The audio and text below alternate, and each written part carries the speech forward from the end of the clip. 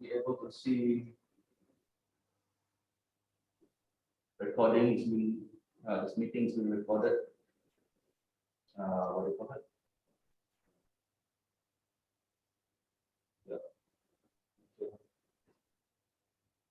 So, good morning, everyone. Yeah, I think all participants will be here. Or those who are logging in later on, you can just come in. I've set it up to be anybody can come in without having to go through the waiting room or anything like that. Audio all good, tested out, videos all good. So good morning and welcome everyone. My name is Sheldon from S3 IWK, and today's talk will be in regards to alternative water supply for vulnerable groups in Malaysia. Assisting me will be Alicia from MyCityNet. She'll be going through your chats. I will be going through that as well when our other presenters are presenting. And today's presenters, we do have Mr. Robert Siong from EFINITY, Dr. Khalid Hassan from GEC, and Engineer Marini from NABIN. But first, please welcome Dr. Lim Chow Hock, as leader of MyCityNet, for his opening and also basically just giving us some ideas about what this whole organization is about. In the meantime, participants, do not unmute yourselves, do not switch on your videos until later on when announced. Dr. Lim, I'll pass this to you. Right. Thank you so much, Mr. Sheldon. A very good morning to each and every one of you, yang berbahagia, dato-dato, datin-datin, ladies and gentlemen. On behalf of MyCityNet, I wish to welcome all of you to this alternative water supply for vulnerable groups in Malaysia webinar. And as all of you are aware, I think of to date, our national potable water supply coverage is probably in the regions of about 97%. That's on the average, though in many areas that in the regions of Sarawak and Sabah, the figure could be much less. And we are also informed that hopefully by the year 2030, the government has a pledge to increase the coverage to about even 99%. And well, however, as of to date, I think there are many groups of people, especially those in the remote area, even those some of the rural areas, who do not have a chance to or do not have access to treated potable water. And I think they have no choice but to rely on many other so-called sources of water. I'm not going to the detail of this because I think very soon you'll be listening to the three eminent speakers on this topic. But allow me at this junction to say a few words about the Malaysian Capacity Development Network for Sustainable Water Management, or in short, MyCityNet of Malaysia. Many of you probably have heard of it, but for the benefit of those who are not aware, I would just like to introduce that MyCityNet is a network of individual members and institutions who are or that are interested in capacity development on the aspect of sustainable management of water and water resources in Malaysia. MyCityNet actually was formed way back in 2002. For those who are familiar, might probably able to recall. And at the time was actually the capacity building arm of the Malaysian Water Partnership, in short, MyWP, for integrated water resources management. MyCityNet is actually affiliated to the global network known as CapNet, and this CapNet is actually a unit placed under UNDP. All right, and today actually the CapNet is actually in a way to come under together the same roof as GWP as well. Now I would like to take this opportunity to invite all of you, dear participants, for those who have not joined the MyCityNet, please do so. The membership is free. There's no subscription. There's no entrance fees. There's no subscription fees as well. But however, I think as a member, you certainly have the privilege to enjoy not just access to all the resources that are available in our website, but also to available in CapNet. But more important, I think also you will probably enjoy some of the, we call it very, very low or subsidized rate for attending all our training sessions as well. So on that note, I think certainly I welcome all of you to register. It's very simple. Just go to the website, download the form, and email back to Ms. Alicia, our secretary, and the membership is free. We welcome all of you to participate. Anybody interested in water, you should be with us. All right. So on that note, I think I want to take this opportunity to thank all of you, especially the presenters and also all the participants for your attendance today. Right. And I wish you all a very fruitful webinar. Thank you so much. I back to you, Sheldon. All right. Thank you so much, Dato. Yes, as mentioned, so MyCityNet was the participation in MyCityNet itself is free. Alicia will be able to share with you the website forms for membership later on. But before we begin, I see some hands. Okay. Tony, if you have any questions, you can type into the chat or direct it to Alicia.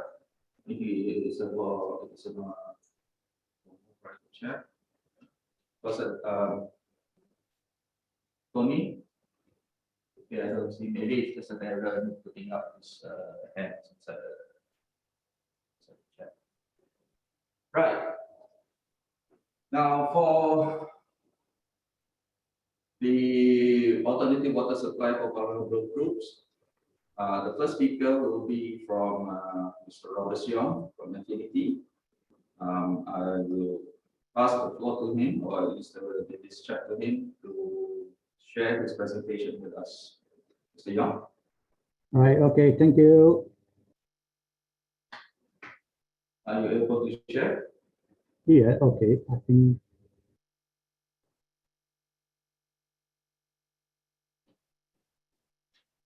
So you can see it. Yes, it's starting up.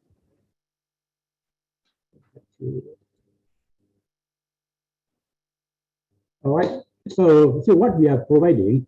Okay, to introduce ourselves, we actually, my wife and me, we operate a social enterprise.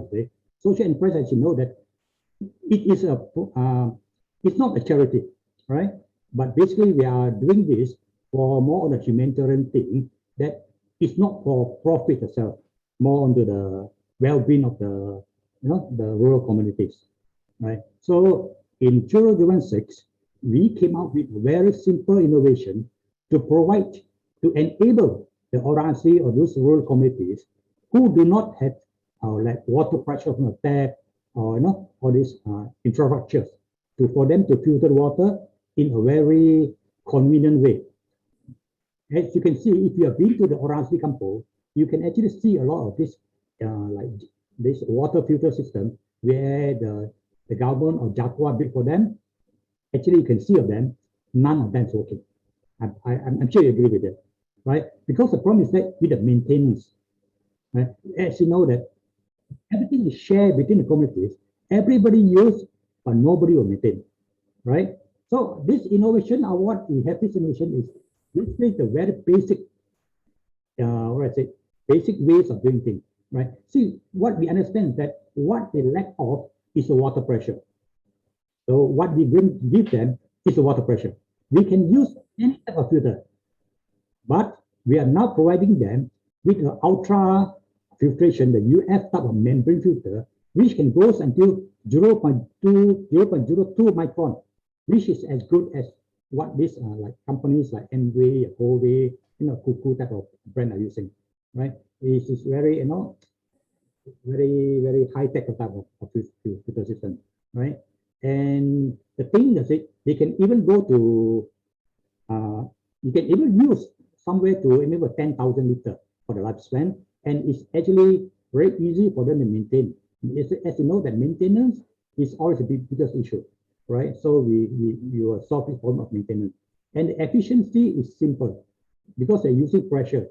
We're using a pump rather than a pump, which I'll show the video later, right? For them to induce the pressure into the water, where they can even filter up to about 3 liters of water in a minute, right?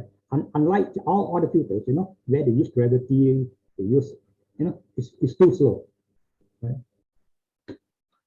Okay. Our motto is that clean water must come easy and convenient, where you do not have tap water pressure, you have no electricity to run the pump, you do not need chemicals, all these tools, all these things, right? So we already deployed them to many of the Organised. We actually deploy about 5,000 of this set already worldwide, right? Especially across, we're talking about the third world countries, talking about flood victims. So as you see, we have gone to a lot of these, like, let's say, like the Gua Musang type of Organised, and you see the bottom pictures, the bottom picture. You can see how convenient is it that you wash the filter. They just take it out because they're using membrane. You just need a tub of water, a pail of water, clean water. You just rinse it, right? It be clean and use again. It can actually be used for 4 or 5 years. Right. So they're catering for these people who, of course, everybody needs clean drinking water. Refugee camp, flood, earthquake, droughts, and our rural communities where they are still using rainwater, stream water, pond water, well water. See, even when we go to this orange kampung, we can see that the water is basically quite clean, quite clear. I wouldn't say it's clean, but just clear. But if you look properly, looks more into it, you can see a lot of particles actually floating in water. Right? So sometimes we do not know what particles it, right? So we actually need to filter them first. Of course, there are many solutions in the market, right? Basically, you can see live straw, water room. So all these things, of course, other from the price. Right? Of course, the first one you see, they actually just a container where they put a filter into the top one, and they expect the water to flow through the filters, and it comes out clean. The problem is that if the water is dirty, it will be very slow. And when the filter is dirty, it won't flow at all. Because the water, the gravity, the water drops for the gravity is too low. It's just a few inches, right? There's no gravity pressure. It's actually like sipping through, like a leaking tap thing. It's too slow, it won't work. Right? And for them to maintain, to wash the filter, is quite inconvenient, right? And you can see other type of filter, right? They have to build infrastructure. They have to build a tower, and all this costs a lot of money, right? Or for live straw. Live straw is more for a rich man type of toy, when it's good for campers or bikers, where they actually, healthy young men, they're able to use it by sucking the dirty water through the filter, right? It takes a lot of strength. Right? And this you cannot share. You cannot cook the water, right? You cannot like filter more and you contain water for cooking later. You can do that, right? And also this thing is small, and the surface area of the filter is small. It gets clogged very fast, very easy, right? So it's not convenient. It's not maybe individual for bikers, campers, okay. And of course, the one in the bottom, you see, all of them needs water pressure from the tap, or you need electricity to run the pump to force the water out, right? Which the Organised or the rural communities in marginal life do not have these facilities. So it won't work. These are some of the places we have been, right? We have been to a lot of people like Pulau Langat, all this Organised. There are about, I think I heard about, there are about 200,000 Organised in Malaysia. Of course, there are millions of them in Sabah Sarawak, right? So we actually have collaboration with like Gamuda Foundations, like Nexus Foundation, all these people who actually sponsor them. So we actually, in their CSR program, we're looking for CSR program where they will take it to to all these major people, right? So we will normally follow them. Sometimes we follow them in to help them to deploy the things.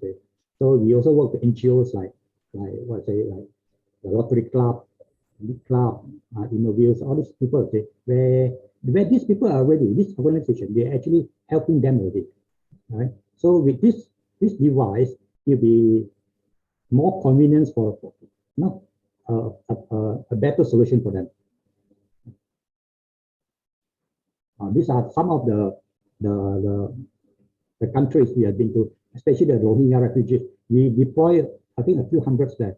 It's deployed there by MAPIN is a Muslim association of NGO, I think, right? They actually sponsored by the Saudi government.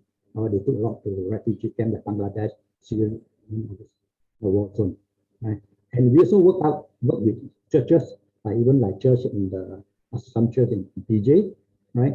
So some of the churches, one church in Ipoh, they took it to Nepal, right?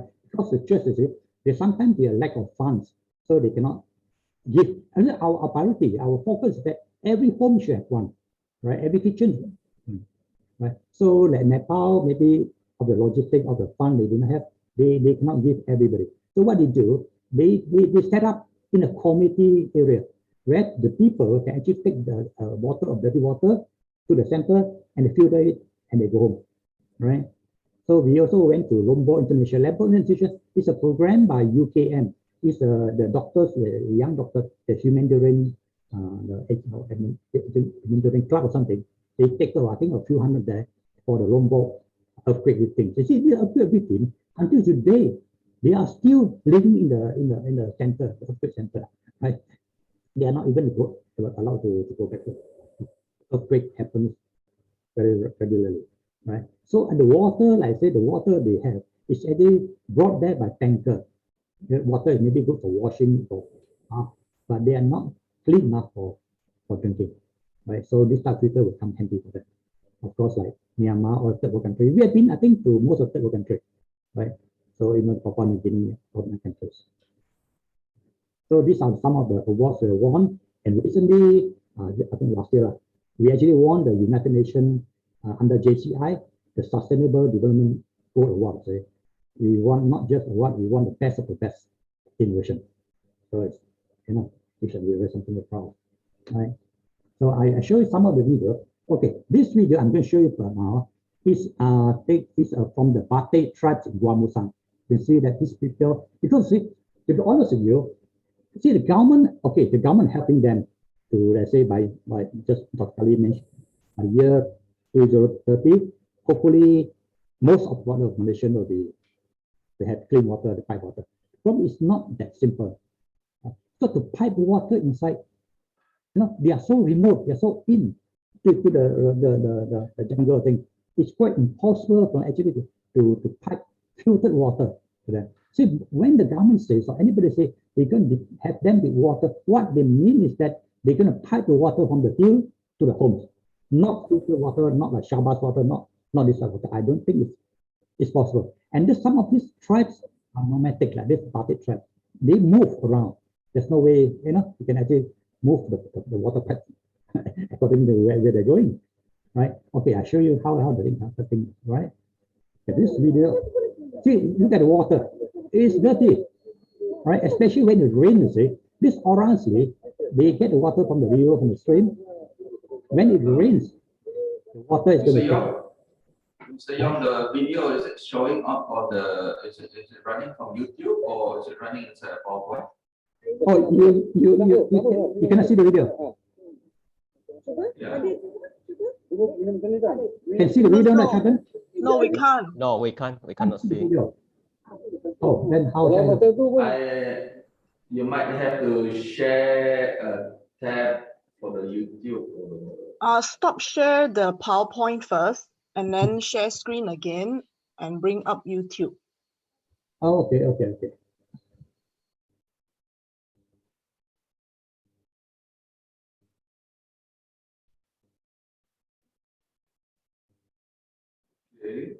so you have to click on that as it open up the YouTube.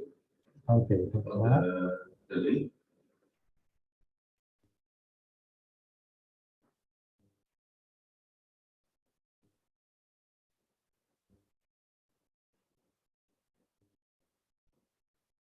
It's okay? No, it's still not running. Let me see. I have that. The video. You have the video, right? I have that one video. Okay. But so you can stop sharing for a while. Okay. I'll just open up that one video first.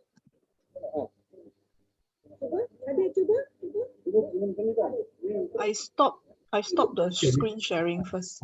Stop it. Okay. Then can Okay, share screen again. I will share it from my side. I only have this one video. So that's the only one. Right. Okay. I'm just gonna press play. Boleh. Okey, dah. Macam saya boleh bergerak lah. How dirty is it?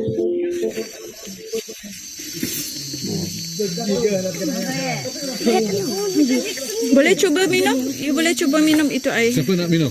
Sedap tu, sama lah. Minum tu, tak masalah. Ha. Cuba, adik cuba. Dulu minum macam ni kan? Minum tu. Dulu minum macam tu. Ha. Oh, cantik tengok. Kalau macam tu pun, you ambil minum pun boleh. Minum lah itu. Minum, terus. Okey lah airnya? Okey, mineral tadi. Oh, kan?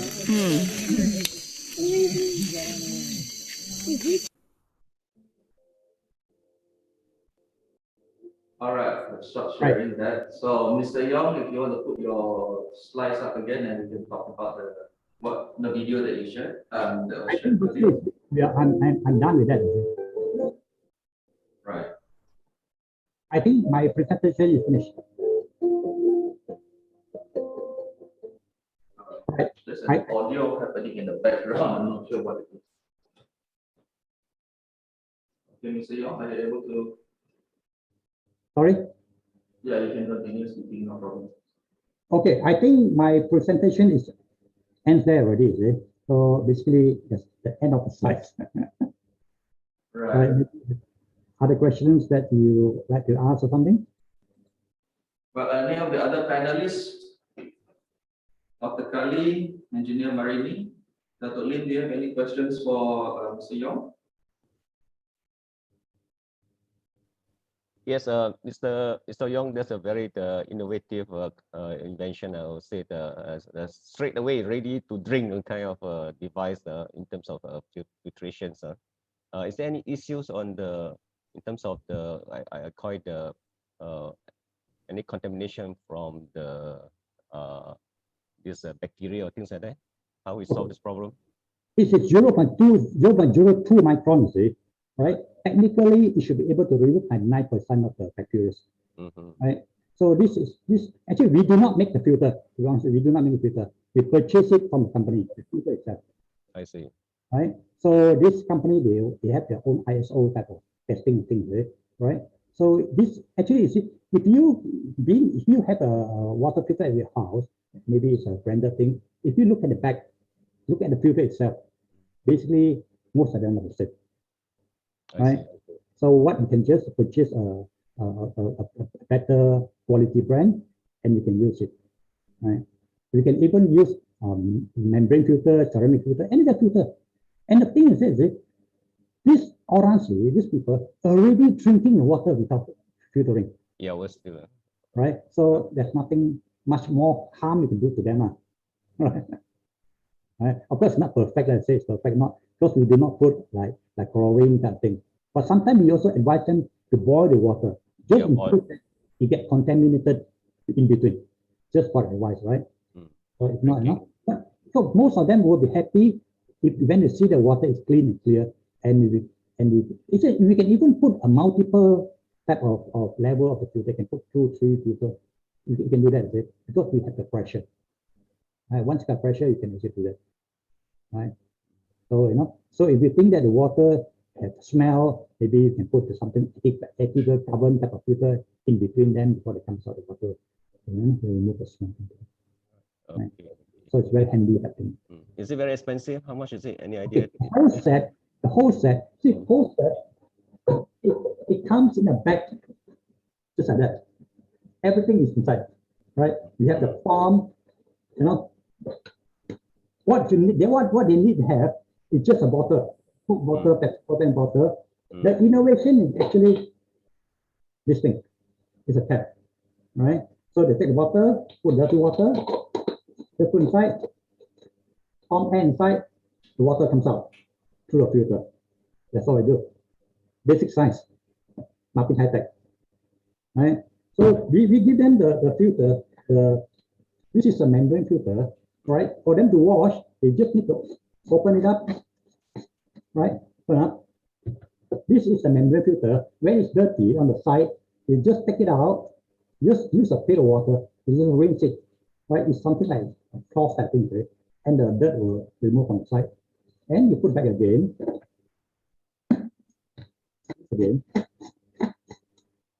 Use it again, right? Baking can last you 4 or 5 years, right? It does not break, right? So that's all you need. And we also give them the palm, the whole set, you know. We provide them even the palm, everything. The only thing, and also, right, this is the set we should give them, right? Inside, we give them the clip where they can mount this onto the wall, right? Give them clip, give them the screw, give them everything. So we are selling this in a retail market for 175 ringgit. Oh, okay, very reasonable. They can even put, before the, normally of course you look for sponsors, right? For sponsor, they can put their logo into the cap, right? To give them some, the outside thing, right? So we get like the Moda Foundations, like the Maxis Foundation, these are the companies which, it's not a lot of money, even they give away 100 sets for 10,000, 20,000, nothing to them, So we are trying to approach like political, like this the Adun who actually take care of the rural community. They actually should, do something for them, right. Especially plantations or those people who enclose their environment, I think, right? Maybe this will be something good to as a payback type thing, or not payback, payback type thing, right? So it's cheap and simple, I think. It's unlike other type of filter or system where the people need heavy investment. If you've seen that some of them building, like even the government give them from Jaguar, from the Malaysia Hotel, one set costs you 40,000-50,000, And you can see it's the blue tank there. None of them is working. They call them this is the blue elephant, not white elephant, it's a blue elephant. You go to Sabah and Sarawak, it's the same. You can see the only difference is that the color of the tank. Color Sabah and Sarawak, they're yellow color. Malaysia is blue color. It's all the same, right? So we hope that even like agency like right? So before the flood comes, they should actually provide this to them before the flood comes. If not, when the flood comes, they throw in mineral water and all these things. And what remains there is the waters. It's going to pollute the place, all this empty mineral water. That's empty, right? And the reason why we make it small, other from being mortable, we do not want them to store the water, the filtered water for too long, right? Once store too long, bacteria will grow. Then if something goes wrong, they will say, oh, why do you think that's us? We finish it, right? So we only tell them, okay, you filter, you keep what you need for 1 or 2 days, right? But it's so simple, it's nothing, just pour water in the palm, it comes out, it's not that. They need to set up a lot of things, right? So basically, I think it should work, right? So we hope that we will get to know more of this agency or individuals or NGOs to actually help us to deploy the thing, right? All right. All right. Okay. Thank you so much, Mr. Yong. Keep up the good work. Yeah. Keep up the good work. All right. Thank you. So basically, Mr. Yong, the recommendation that you give your own is that you are only able to filter out just a little bit of amount for use there and there. That's correct. Yes, they can store the water. Of course, we can store the water in a bigger container, right? But we do not encourage them to store for too long, right? So basically, what they need is for drinking and cooking, not for the shower, not for the jacuzzi, for the only. I think that's it. Because if you filter it, if they use the water too, especially for washing things, they put tax on the filter, right? Then you shorten shorten the lifespan of the filter itself before you need to wash it and all that. Correct. So we do not want them to say. Yeah, because I'm asking because of the later on Engineer Marini will be talking about the rainwater harvesting system. So that will usually entail having a container for long-term storage or capture of rainwater. Yeah. So the filter basically is you can take the water from the container, the rainwater container itself, then filter through your machine, and then that will be used for immediate use. For drinking and cooking. Right. Right. Okay, understand. Do we have any other questions from anybody else? You can type it in the chat. I'm not the only one monitoring. The panelists are monitoring as well as Alicia is monitoring. Or any panelists would like to ask any other questions from Mr. Young? Um, Yeah. Yes, Engineer Marini. okay. Can I ask Mr. Young? Yeah, Okay, sure. quite interesting on the filter itself. Because Nahrim, last time we have helping views of the kampong during the flood, extreme flood 2014 Yes. in Kelantan. But we use the R1 system. I'm not sure whether you're quite familiar with the system. Okay. They have the nano membrane, Yes, if yes. I'm not mistaken, yeah. Okay, that one is quite little. I think 1 meter cube. The storage for the tank, and then for your filter, is it possible to filter for the rainwater, for the groundwater, surface water, or is it just limited for the surface? I mean the river water only? Okay, as long as the water can be filtered by a filter. Yeah. We do not make the filter. Okay. Right? We are making possible for the filter to work. Yes. Right? So if you think that other filter is able to filter, we can use that filter. The filtering element is not ours, is it? Right? So we actually the logistic for it to happen. Okay. Right?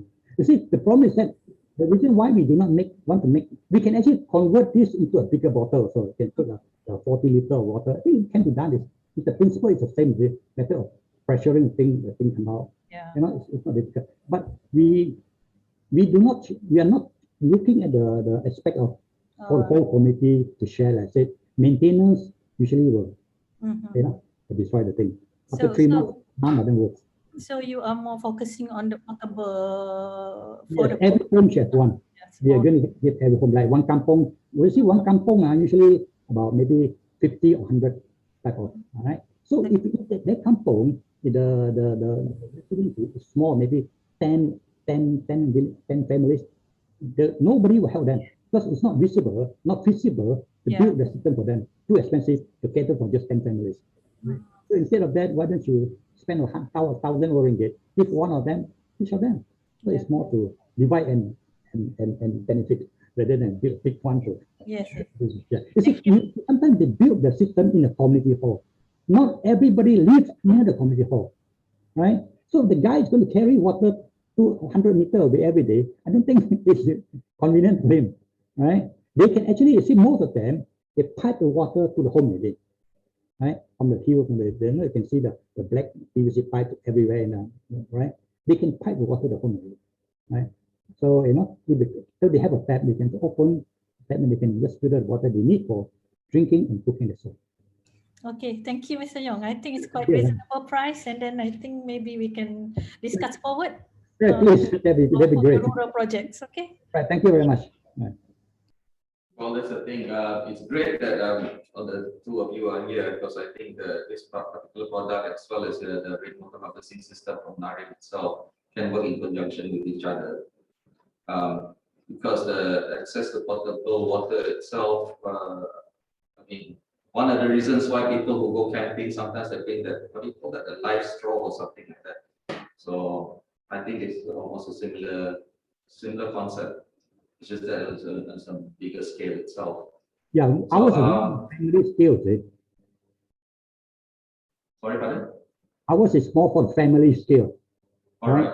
Family All right. scale. All right. Yes. Which is definitely more beneficial. So, any other questions from anybody else? I don't, in the chat. No? Okay. Well, I think in that case, thank you very much, Mr. Yong, for that information. Now, your information itself is available on the slides that you presented, that you provided to us. So anybody can contact you from there, correct? Yeah, please do. All right. So, Dr. Kali, do you have any particular question for Mr. Young, or is that going to be between the two of you later on after the session? Obviously, I also will touch within my presentation about his technology. It is there. We can obviously, as I mentioned, we will have a different platform to discuss as a way forward after this, definitely. But in my presentation, you can understand what I'm trying to say. That is already in my PowerPoint. Okay, thank you. All right. Okay. Well, thank you very much, Mr. Young, for that presentation itself. As mentioned, the slides will be made available at the end of the sessions to those who have registered. So those who have not registered, unfortunately, we do not have your email. So you might have to contact Alicia later on with your registration membership for MyCityNet itself. And with that, I would like to invite Dr. Kali to make his presentation in regards to, this is also touching on the water sources for rural folks only, Mr. Kali, or Dr. Kali? No, it's cover both. It'll cover both. All right, that's great. That's great. Okay, Dr. Kali, as mentioned, anybody who has any questions for our panelists, you can always put it into the chat. I'm not the only person monitoring the chat. Alicia will also be monitoring it. And then at the end of the sessions of each panelist, you can read out your chat. You read out your questions to the panelists. Okay, Dr. Kali, to you. Okay, thank you, Mr. Sheldon, and also to Malaysian Capacity Development Network for giving opportunity for me to share our little experience, GEC's experience for the last 15 years on alternative water supply for vulnerable group in Malaysia.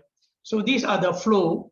And for the introduction, I think Malaysia be blessed with plenty of rain. I think everyone agree the issue is not water, but it's a potable water at the right quantity, quality at the right time. That is the main issue. Okay, so if you look at the statistic, we have 990 billion cubic meter storage and plenty of rain. And as we know, water and the rain is actually sufficient enough because everything is interconnected from the source to sea through water connection and using the river basin. So by right on paper, Malaysia shouldn't face any water shortage or disruption, okay, based on paper alone, because it's all interconnected. But nevertheless, people also don't really understand what is water connection. So they always like to manage this as a sectorial or silo thing without really understand how water works and so on, okay? And if you look into that water supply in Malaysia, if you look into that, the main source, obviously we are only depend, majority of them on the tap water, treated water from the food water operator and so on. The other one is the rain, then surface water as well as the groundwater. So if you look into the process of water supply, obviously on your right hand side in your screen, you can see that there's a dam, water intake, water treatment plant, and water distribution. And we need to understand our main water supply, water source for Malaysia is river. 97% of our potable water come from river. So whereas dam, although some dam really providing direct water for water treatment, but only very few treatment plant receive water direct from the dam. Most of the time they extract water from the river, and dam as a water storage to release the water. So if you look into the statistics, 19 by span, and we see that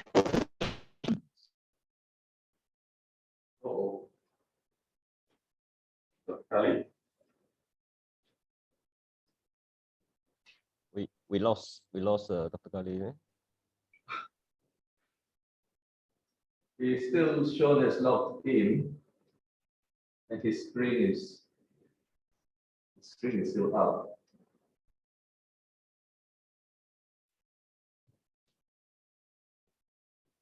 Dr. Kali?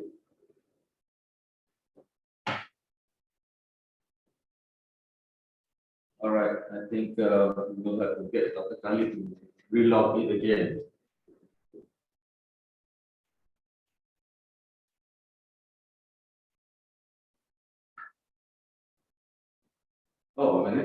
I see you coming back in.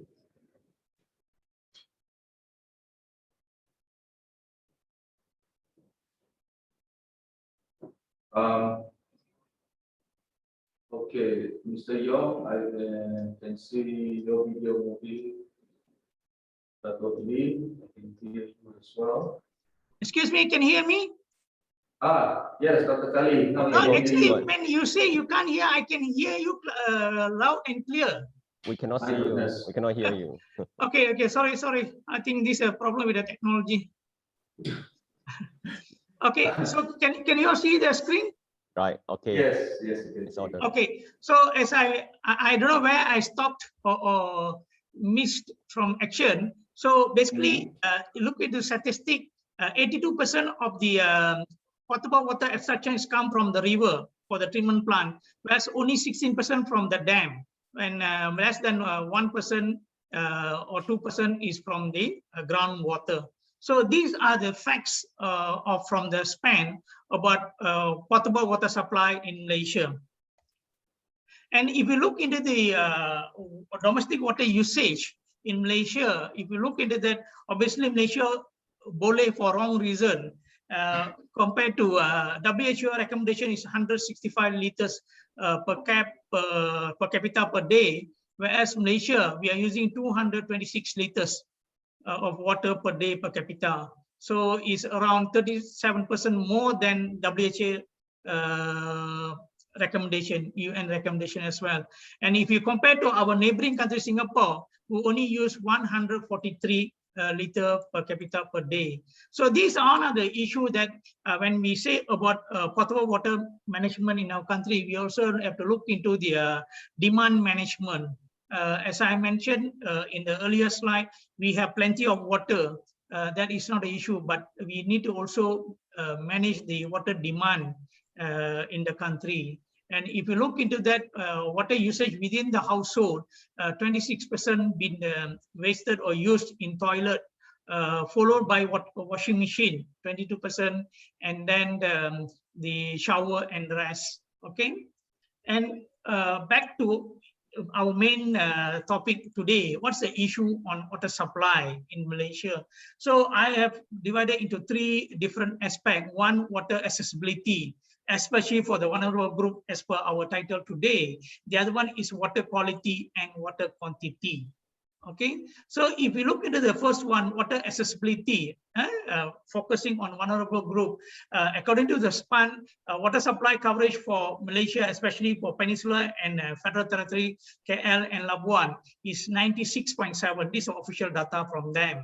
Okay, and although water and sanitary access have improved lately in Malaysia, the fact is still there are quite a number of vulnerable groups are still need support in this country, especially the orang asli as well as the people who live in rural as well in suburban area as well.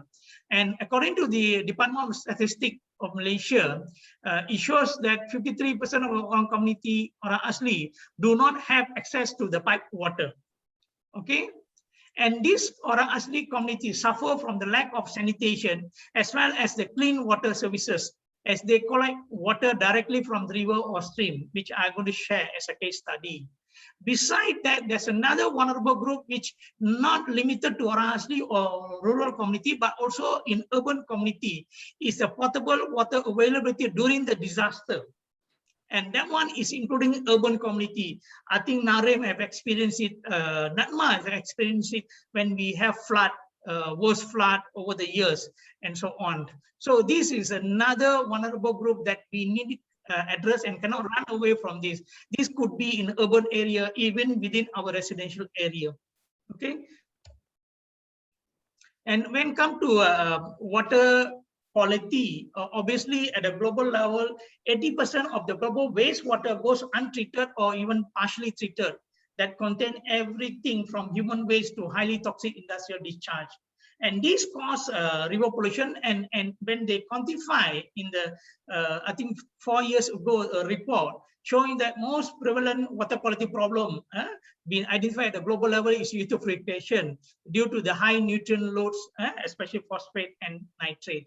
And when come to Malaysia, obviously DOE are monitoring the water quality. And this is a 2019 water quality study published by DOE, which shows that 9% of the what you call 672 rivers being monitored by DOE is being categorized as a polluted, whereas only 51 is considered as a clean category. Yeah? So if you look into this trend on the right-hand side, you can show clearly about that we always have around 9 to 10% of the polluted river in Malaysia all the time for the last 10 to 20 years.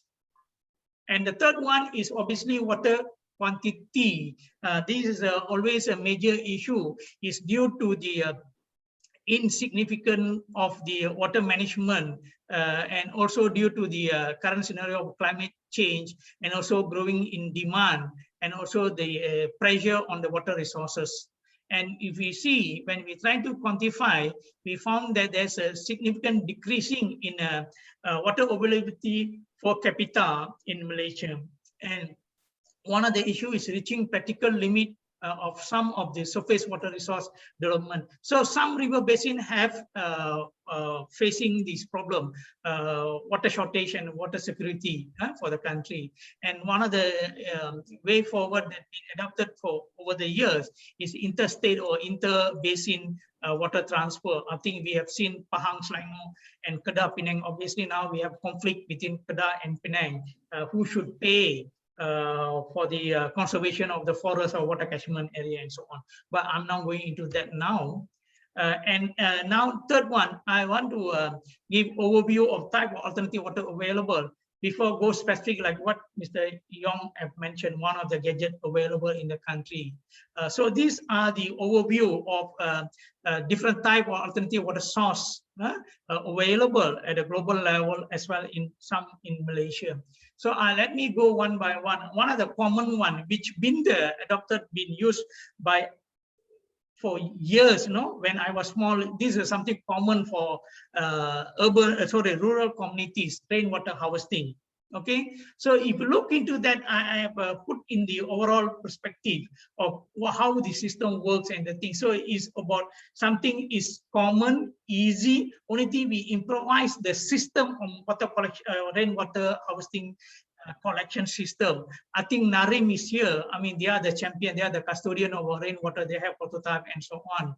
So the pro is reduced demand on water, fresh water, because we can use this rainwater at least for non-potable usage. Okay, obviously can we use for potable? Yes, but we need to have additional treatment and so on. Okay, and then reduce household treated water usage and consumption. Obviously, it also help in the reducing the surface runoff. Okay, and also reduce payable treated water costs and thing. And this is another way to manage our surface water during the flash flood and so on. Whereas the contra of this rainwater harvesting system is because of the raining pattern now change, the climate change, all this thing is unpredictable rainfall and so on. And most of the time is non-potable water unless the system be complemented with filter and so on, like what Mr. Yong have mentioned. Well, of course, there's so many filter in the market available currently. And also medium to high initial cost. Sometimes initially those days, there's no additional cost because every time rain, that is our role. My parents will say, okay, you go and put the pail outside there. So that's how we tap the rainwater those days, which you need no additional cost. But unfortunately, currently now we need to have a proper system. And that is need some initial cost, and sometimes it's expensive, especially if you stay in a high-rise tower, apartment, low cost, and condo, and so on. And also need regular maintenance on the system, especially on the filter. And also sometimes if we are not maintaining properly and design properly, we might have problem on the breeding ground for the mosquito and so on. Okay, so this one on the first one, which I call is alternative water source, common alternative source, rainwater harvesting. Second, tapping direct through the source of the river in the forest. And this is something very common among the orang asli especially among Orang Asli. I've been working with Orang Asli for the last more than 10 years. So this is one of the main source for them. They even tap the the river water from the source using the long PVC pipe to their villages and so on. So if you look into the pro of this, the advantage of this alternative source is a natural resources. Most of them, the source is very clean and also reduce the effect of flood, prevent soil erosion and regulate the water table at the local level. But the the negative part is immediate significant impact on water quality, especially during the raining season. And if there's any land clearing or open up activities in that water source, in that forest or hill and so on. And this is one of the key issue which I'm going to share in the case studies that Orang Asli facing currently. So the third one is obviously river water collection in further down in the middle stream and downstream. This is another one. Obviously, in rural areas, still community are tapping into river water, and obviously either they use the gravity flow or they use even pump, and sometimes they use manual bucket to carry water and so on. Obviously, as per the forest and river source, these also natural resources easy to obtain. Most of the time, no pump or pipeline required. Sometimes they use gravity, and that's what our community or rural community using. And multi-purpose use, we can use for all purpose and so on. I've been relying on river water when I was small. I was staying in estate, so that is one of our main water source there. So I'm still healthy. So obviously we can't do that now because of the pollution level and so on. But the negative part is obviously we always subject to the contamination from point and non-point source, and that is very alarming, especially on the microbial pollution and so on, which it cannot be killed. Sometimes, most of the time, when even you boil and so on, chemical pollutants cannot be removed through boiling system and so on. And another common one, especially happening in our country, in Selangor, which is championing on this off-river storage (ORS). Okay, this is something that actually offsetting our actually alternative to our Selangor River, mainly by luas. And so on. I think everyone heard about this Horas Pond, 600 or even 3,000, the latest one, and so on. Obviously, the flow is it protect against flood and also supply water for irrigation as well.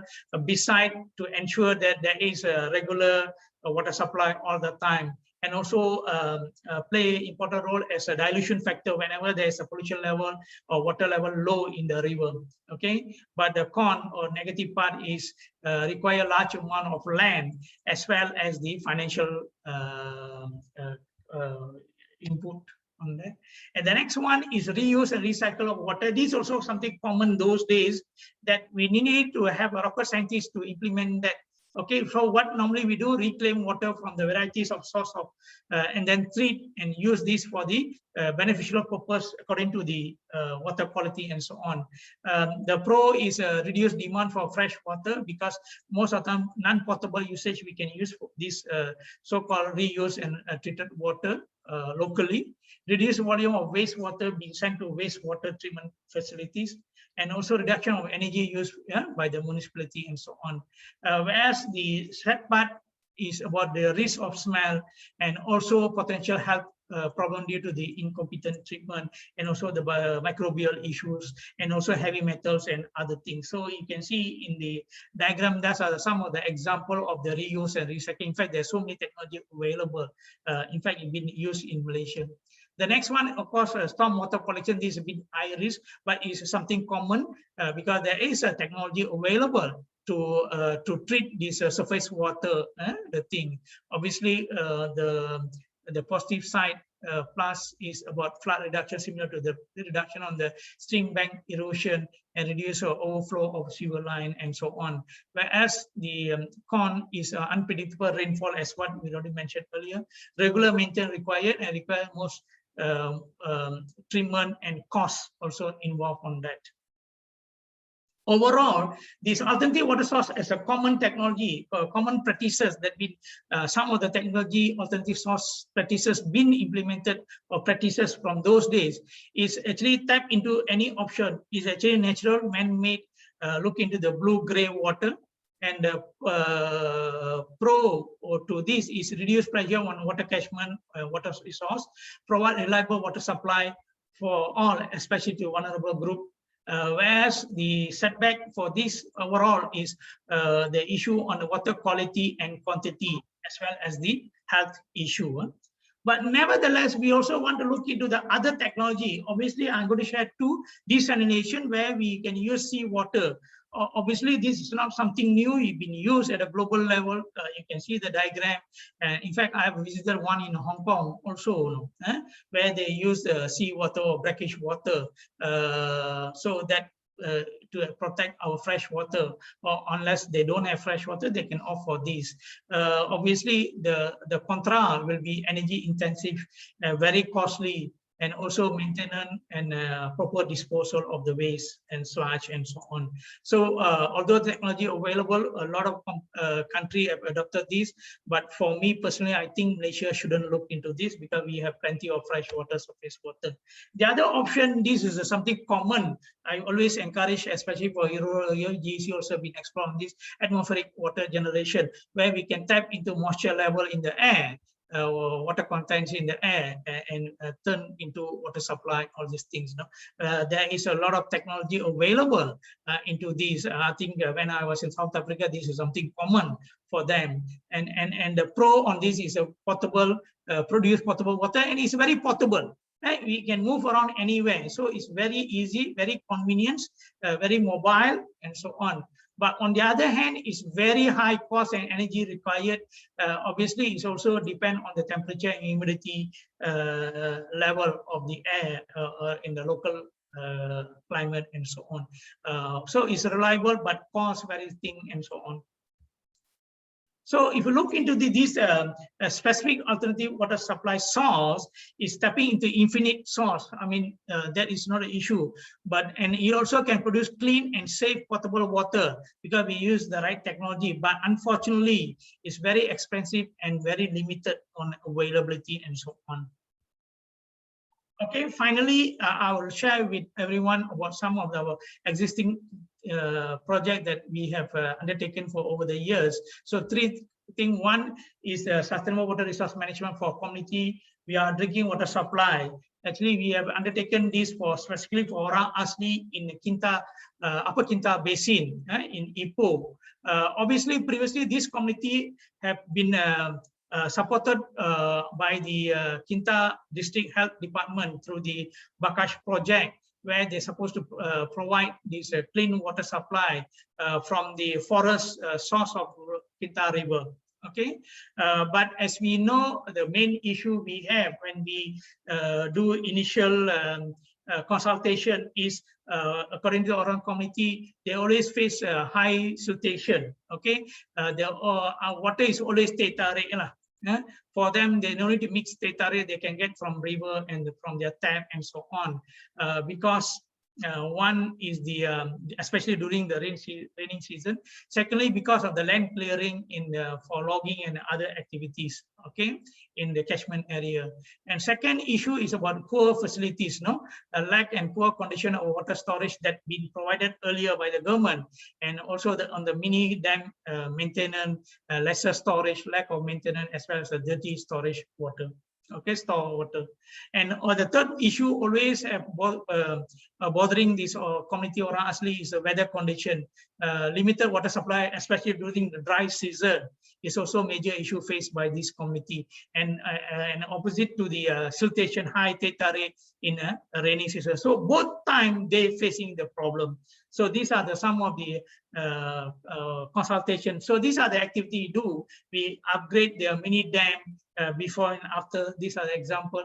Also install water storage tank and also outdoor water filter, because we want to ensure the water quality, especially for the health reason and so on. So we also supported them on the water storage outdoor water storage and also water filter before you go into distribution to the orang asli community. Yeah? And also during the project also we also provide indoor water filter as well to make sure that the water is safe enough for potable usage and so on. So we try different filter in the market, the thing, and we also try to work with some of the initiatives. Obviously, I would admit we didn't succeed on that. In fact, a lot of institutes say they have, but we didn't successfully establish any good technology. Because when we talk about technology, filter, all these things, the main issue for the community in vulnerable group community, whether orang asli or rural community, is one, the cost.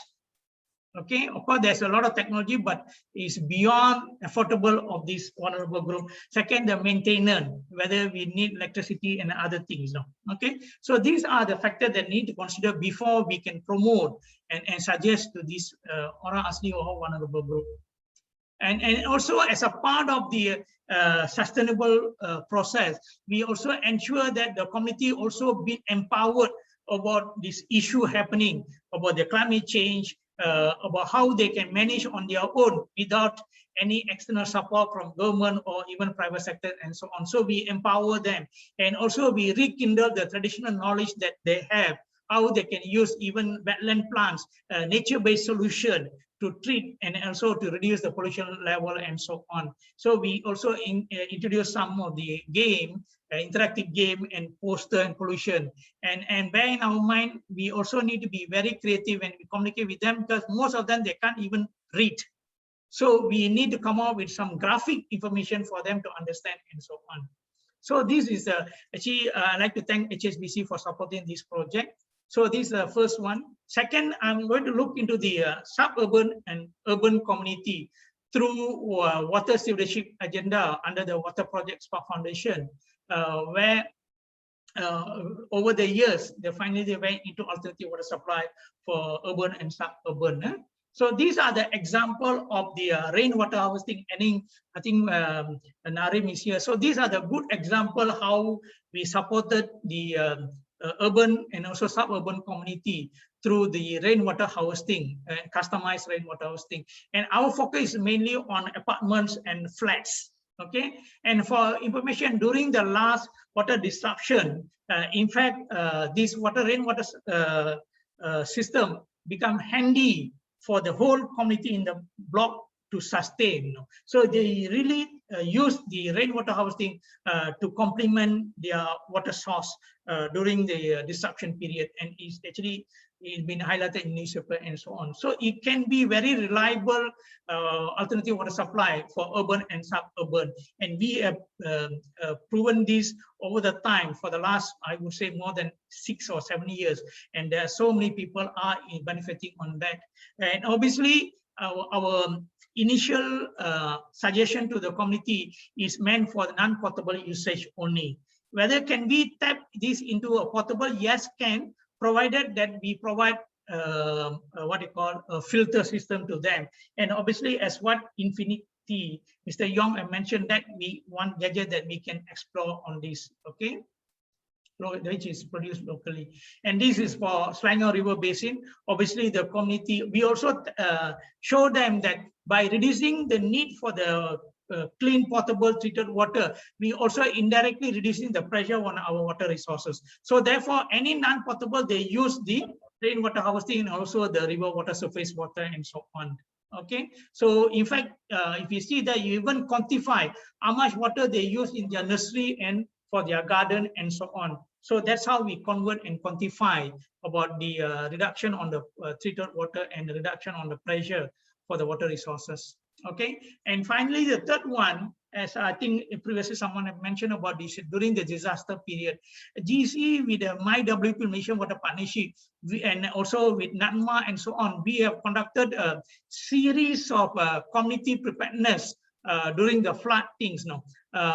We work very closely with NADMA, and one of the module beside the town watching is about the potable water during the disasters time. And obviously, as I mentioned to Mr. Yong earlier, I have promoted so many other technology, not each technology, because I'm not aware. So maybe after this, we can explore. Seems we have our local technology about this. And this is one of the key issue during the flood. Although they have plenty of water, but unfortunately, we need to treat and qualify that for potable usage and so on.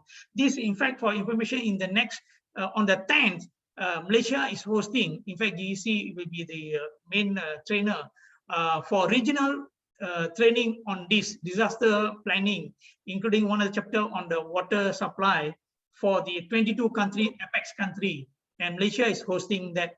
So maybe we can promote our own product. So maybe I can talk to Mr. Yong later. So these are the third thing. It's not limited to a vulnerable group in rural or honestly, but also in urban area during the flood. It's happened in Kelantan, Terengganu, in fact, even in Selangor, all these things. Okay. So I'm coming to the last part. What are the challenges and lessons learned over the last 15 years of GEC engagement on this area? The challenges is to have continuous water supply due to weather condition, like for example, rainwater harvesting. We have problem during the dry season, and of course for Asli during the even dry season as well as the raining season. Initial budget for infrastructure or system installation, especially the filter and so on, to ensure that water is safe for consumption and so on.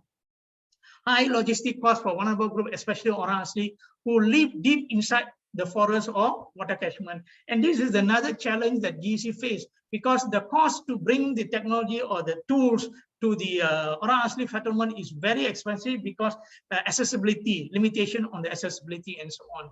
The fourth one is about the legal aspect or approval of using surface water or groundwater abstraction in urban and rural area.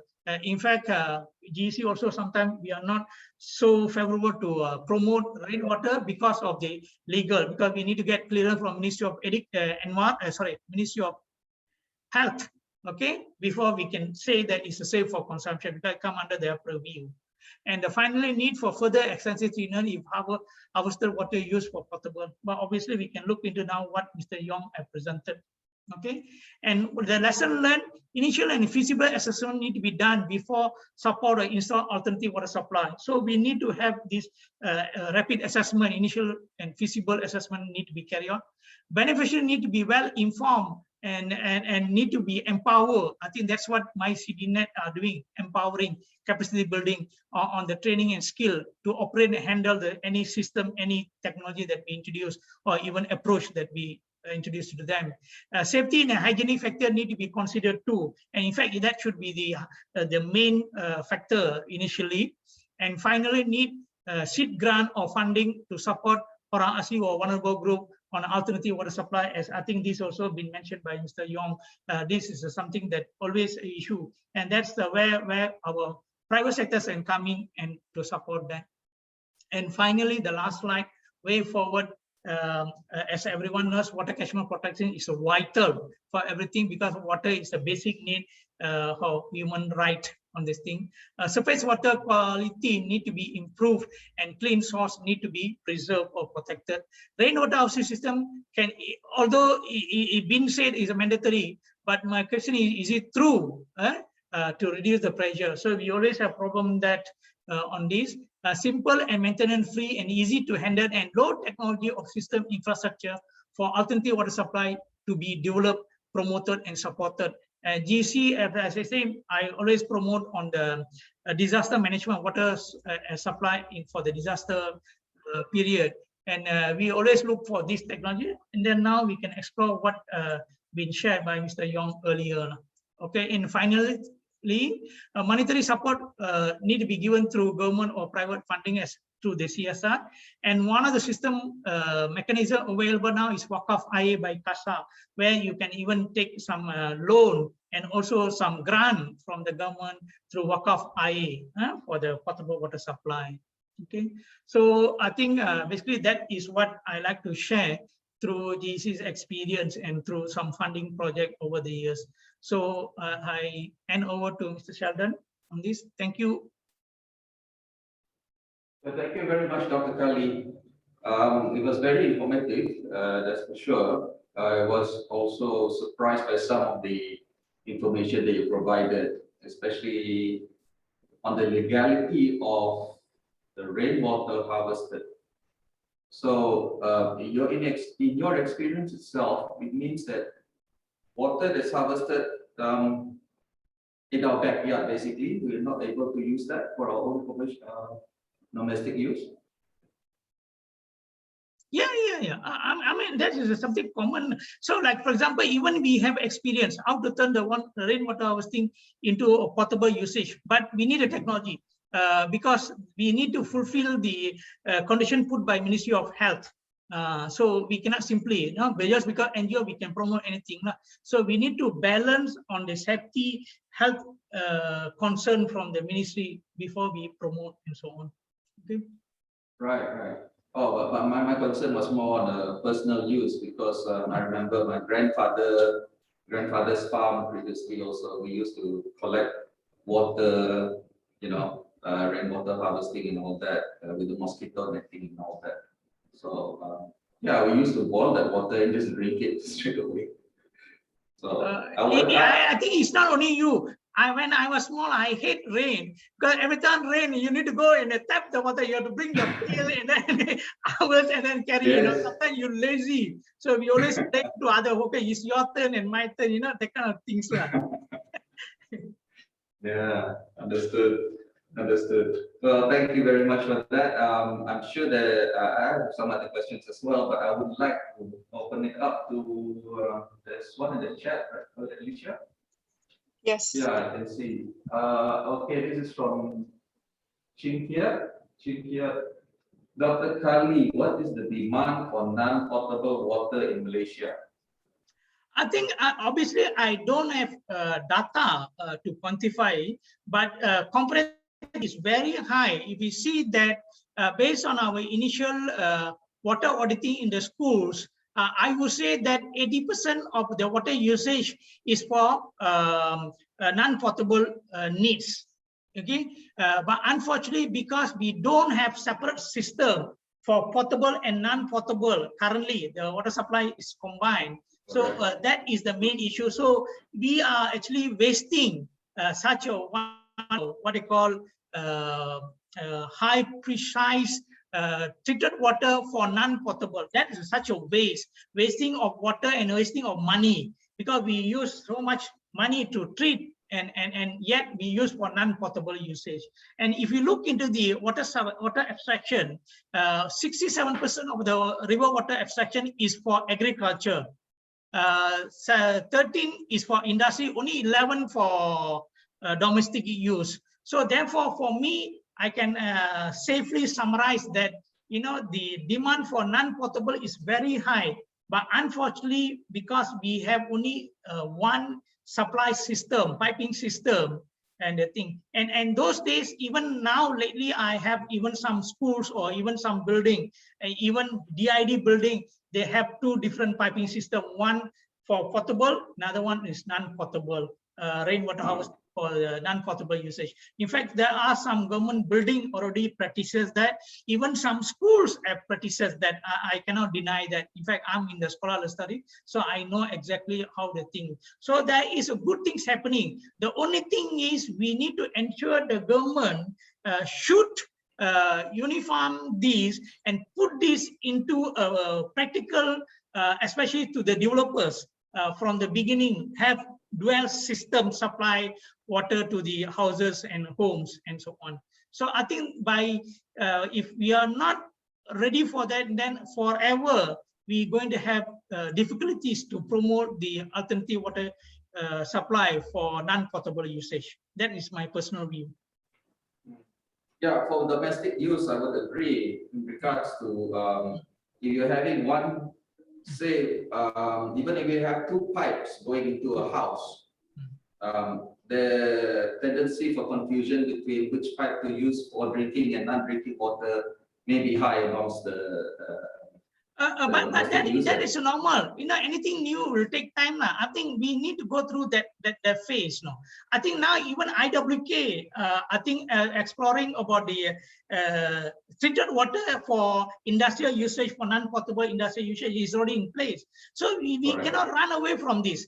This is something, whenever the new thing comes, they need to be educated. That's why we need to empower the community. I think my CDNet can play important role to empower people to, because we need to prepare them. We cannot accept community to adjust. That is any technology. I'm still remember when handphone we introduced, people say, oh, radiation high, we shouldn't use. Any new things, we always say no. Okay, we reluctant, that's a Newton law, reluctant to change, you know. But if we constantly educate and explain to people, people will change, you know. Okay, of course, there's 1-2 culprit will never change, but don't focus on that group. We should focus on the majority who are willing to change, willing to play their role for the betterment of the environment and society. Correct, correct. I mean, if you relate that to the question that was provided, there was a question earlier on, right, Michelle, in regards to non-potable water usage. Also, in regards to policy for implementing non-potable water usage in Malaysia and in the near future. I personally myself, I have not heard of any policy going out to regulate how much non-potable water is to be distributed out. Dr. Khalil, do you have any ideas on that? I agree with you. I think I'm not so sure whether there's any specific policy to promote the what you call alternative water for the non-potable usage. But we have to understand that over the years, the government. Oh no! Oh no! Dr. Khalil got disconnected again. I see everybody else. I see Marini. I see Alicia. Unfortunately, Dr. Khalil's connection is the one that got disrupted. Okay, while we wait for Dr. Khalil, Alicia, can you help to assist Dr. Khalil whether he's coming back in? He should be. But there was another question before Dr. Khalil comes back in.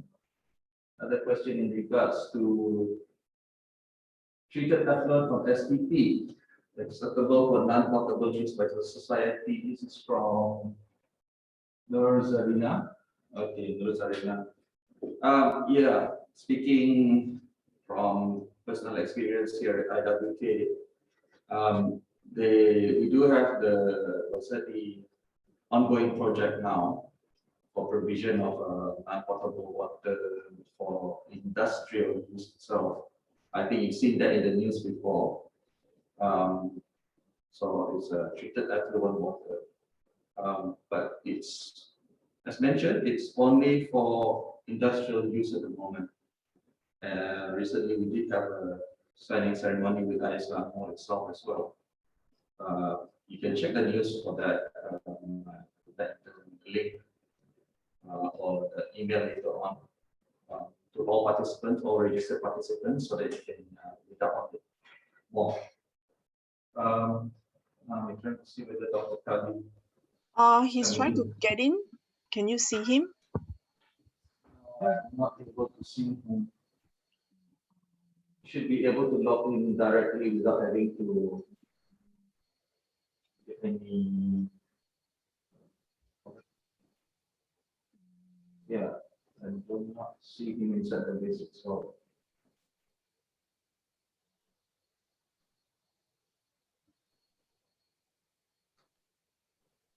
okay.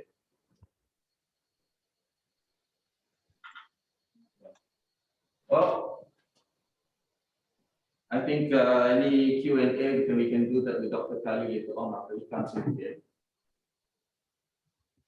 In the meantime, I can pass the presentation to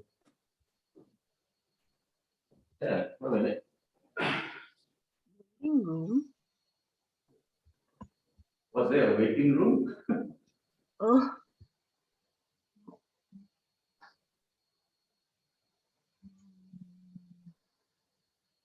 Okay. Maybe we can have Engineer Marini to give a presentation while we get Dr. Kali in.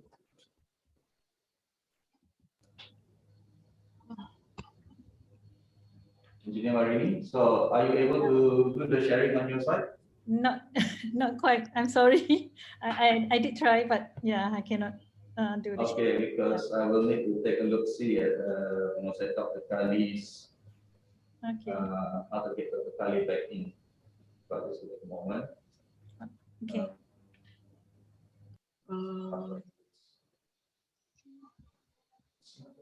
I see Dr. Kali's name on the participants list.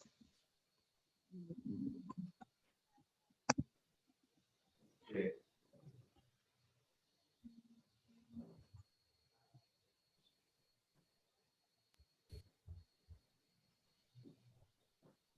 Okay, I'm just sharing slide from Engineer Marini.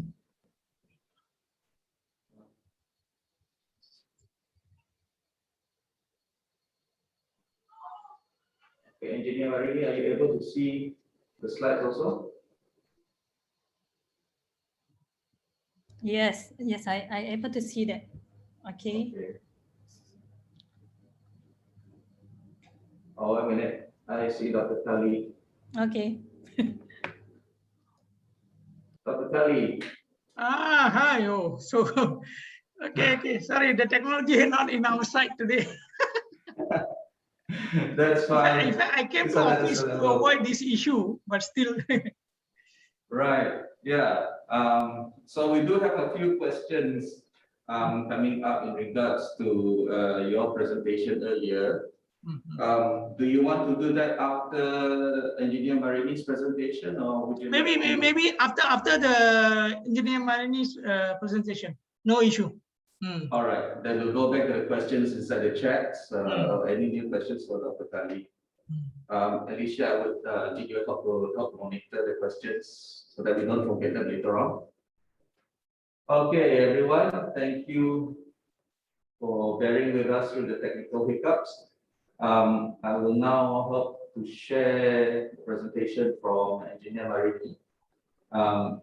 Engineer Marini, just let me know when you need me to turn the page. Okay.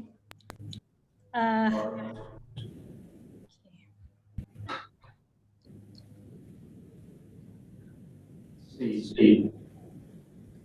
Okay, thank you. Is it full screen? Yeah. Okay. All Okay. right. Can I begin? Okay. Thank you. Yes, sure. Okay, good morning to Mr. Sheldon and all of the teams that attending this alternative water supply for vulnerable groups in Malaysia, accessibility to potable water for domestic use. So my presentation today is titled Nahrim R&D Initiative on Rainwater Harvesting System. So this presentation mainly not concentrate fully on the vulnerable groups, but for the whole concept of the rainwater harvesting that Nahrim have implemented for the very sector of the water users. Okay, next.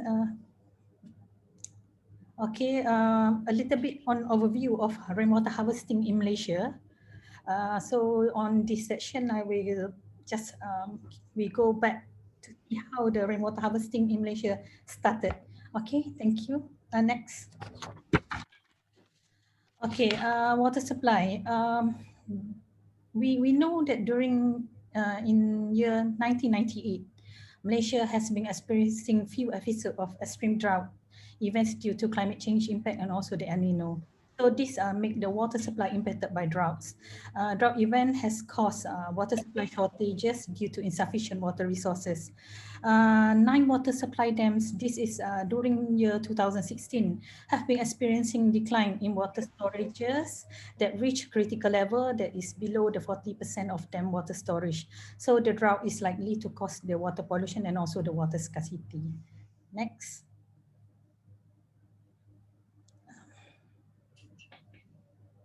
Oh.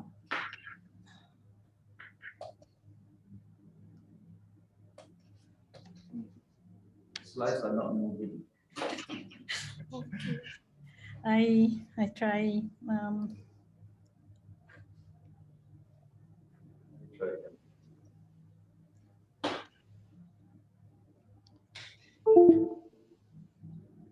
Okay. Okay.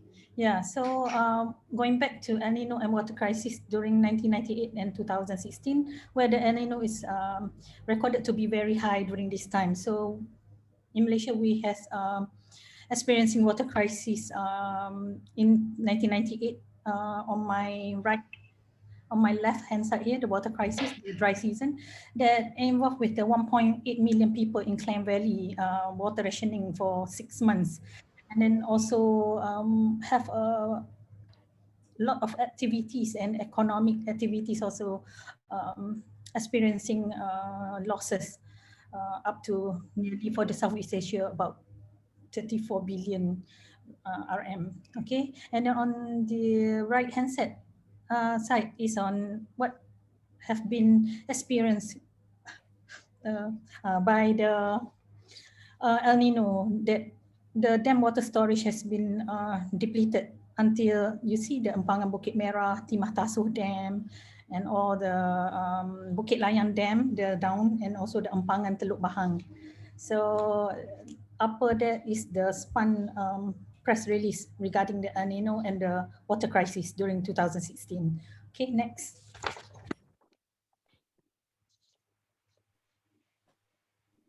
Okay, so this is the overview of the rainwater harvesting. So starting from 1998 droughts due to El Nino effects, which brought a lot of the crisis uncomfortable to the resident. And there, from the May 1998 Ministry of Housing and Local Government, MHLG KPKT, has expressed the government interest for houses to be designed and to include facilities for collecting rainwater. Then on June 1999, KPKT have produced a guideline on installing a rainwater collection and utilization system. And then on November 2011, it been mandatory for rainwater harvesting is mandatory for all the new development under Uniform Building Bylaw UKBS 1984 revised, officially that gazetted by KPKT, which requires new semi-detached house, bungalows, and also government building to install rainwater harvesting system. So this only mandatory for the new housing, not for the existing. So and then up to the 2019, KPKT has reported that the gazetted states for installation of rainwater harvesting is for at 10 states now. You can see starting from Perak, Selangor, Johor, Kelantan, Melaka, Perlis, Pahang, Negeri Sembilan, and also Pulau Pinang and Kedah. So for Selangor is also included for the Federal Territory, DBKL. Okay, next. So this is the rationale on using the rainwater harvesting. One, due to the impact of climate change, which we knew that the increase in the annual surface temperature. This is our projection value of Nahrim climate change study. So this is the projection value for 2050 and also 2100. So the increase is more or less about 1.29 to 1.37 degrees of the annual surface temperature. And for the annual evapotranspiration for 2050 is about 28 mm, which about 2% of the overall evapotranspiration rate. And then also for the annual rainfall, we also see the increase in the 2050 up to 200 and 92 mm, about 11% of increment based on the total rainfall value for the average value of annual rainfall in Malaysia. So that's why rainwater harvesting is recommended to be used as the alternative water resources, because we have abundance of water with high annual rainfall, 971 billion meter cube of, or nearly 2,500 mm in Malaysia average, suitable for urban area as supplementary water supply to various water users, which can be used for domestic, commercial, industrial, and also agriculture. And then due to the city area, we have experiencing urban heat island, where this phenomenon causes the rain to pour more in the urbanized areas, which most likely in the downstream rather than in the upstream, where the water supply dam catchment located at the upstream of the river basin. So, and then due to droughts, projected long drought event in future will affect the water supply quantity and quality due to high dependency, because our surface water runoff, we depends on our surface water runoff, which is nearly 98%, due to, and also for the reservoir and river runoff and reservoir storage. And then for the El Nino phenomenon is spotted to be occur in more frequent sky cycle from 7 to 8 years to reduced to 3 to 4 years, which is happening for duration of 2014 and 2019. So the frequency is more frequent rather than last time. Okay, next. Okay, so Nahrim, I'm going to, for this sector, I'm going to share what Nahrim rainwater harvesting projects that we have been implemented. Okay, so this is the signature that I have selected to be presented in this presentation. So one is the incubator ice bath for cloud rain and raindrops. This is the rainwater usage for treated drinking water. It's meant for portable users with 2 rainwater sources, Nahrim and also Kuala Tahan. Because we are doing the research, so we do for 2 rainwater sources, one in the urban and one at the forest in Kuala Tahan. So I really agree with Dr. Kali that said for the portable, we need to get the KKM, Ministry of Health license. So for this, Nahrim obtain the license for the potable water in September 2019. So we have been starting this project about 2016.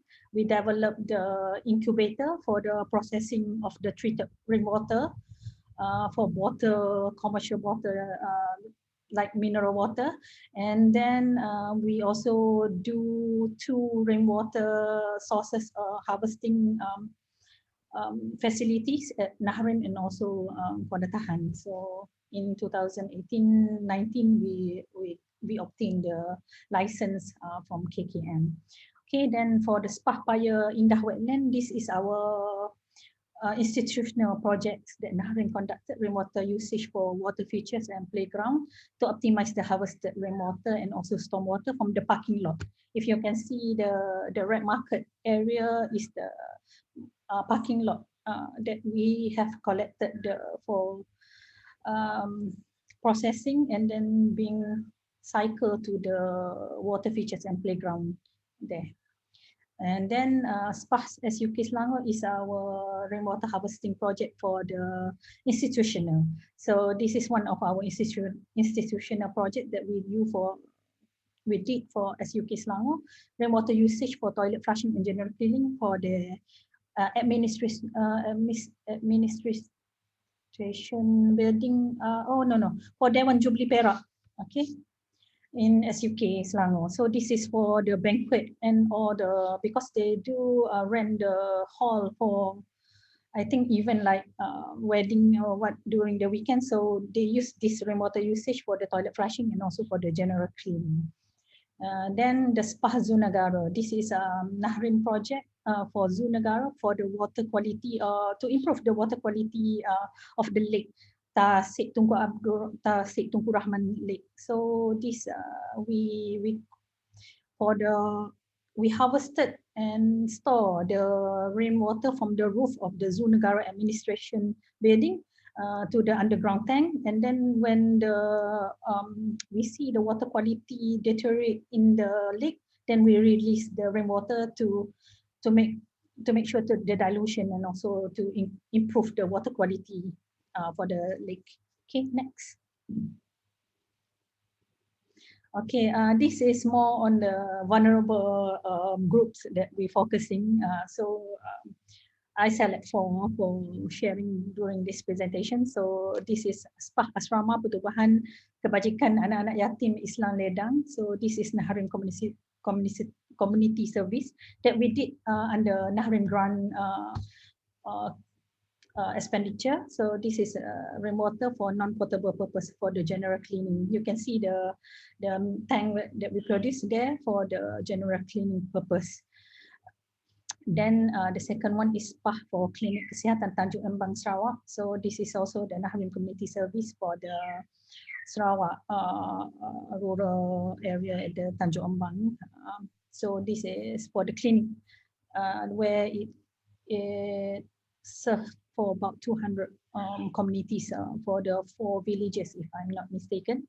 So we do the rainwater for non-potable purpose, toilet, flushing and pantry, and then they also use additional filter to use for the drinking, it's mean for the cooking purpose during when they didn't receive any or during the disruption of the water supply.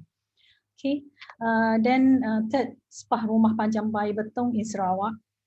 We do also under Nahrim Community Service rainwater for non-potable purpose for the toilet flushing and also for the kitchen.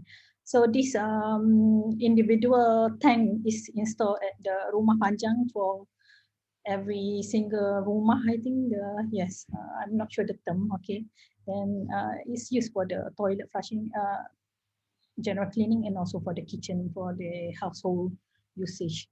Okay, fourth is SPAH in Kampung Kusia, Kuala Krai, Kelantan, where this is also under Nahrim Community Service during 2014, during the flood event, the extreme flood in our East Coast, Pahang, Terengganu, and Kelantan. So Nahrim helped on providing the for portable purposes, is mean for drinking and cooking. Then until now, we still maintaining the system. So currently Nahrim also do for the ongoing project is for the Perhilitan Negeri Kelantan for the wildlife, and also for the NGO Yayasan Amal for the portable and non-portable usage. Nahrim also have done for the Rumah Ibadat, is mean for Masjid Bukit Indah, and also under MGTC now, and also from CASA, under CASA initiative on the Rumah Ibadat Hijau, where we are doing rainwater harvesting project like foster rainwater harvesting for the Rumah Ibadat.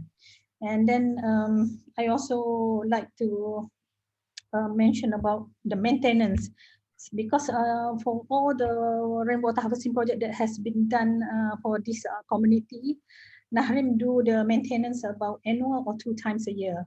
So it's most involving the filter, the pump, and also the tank.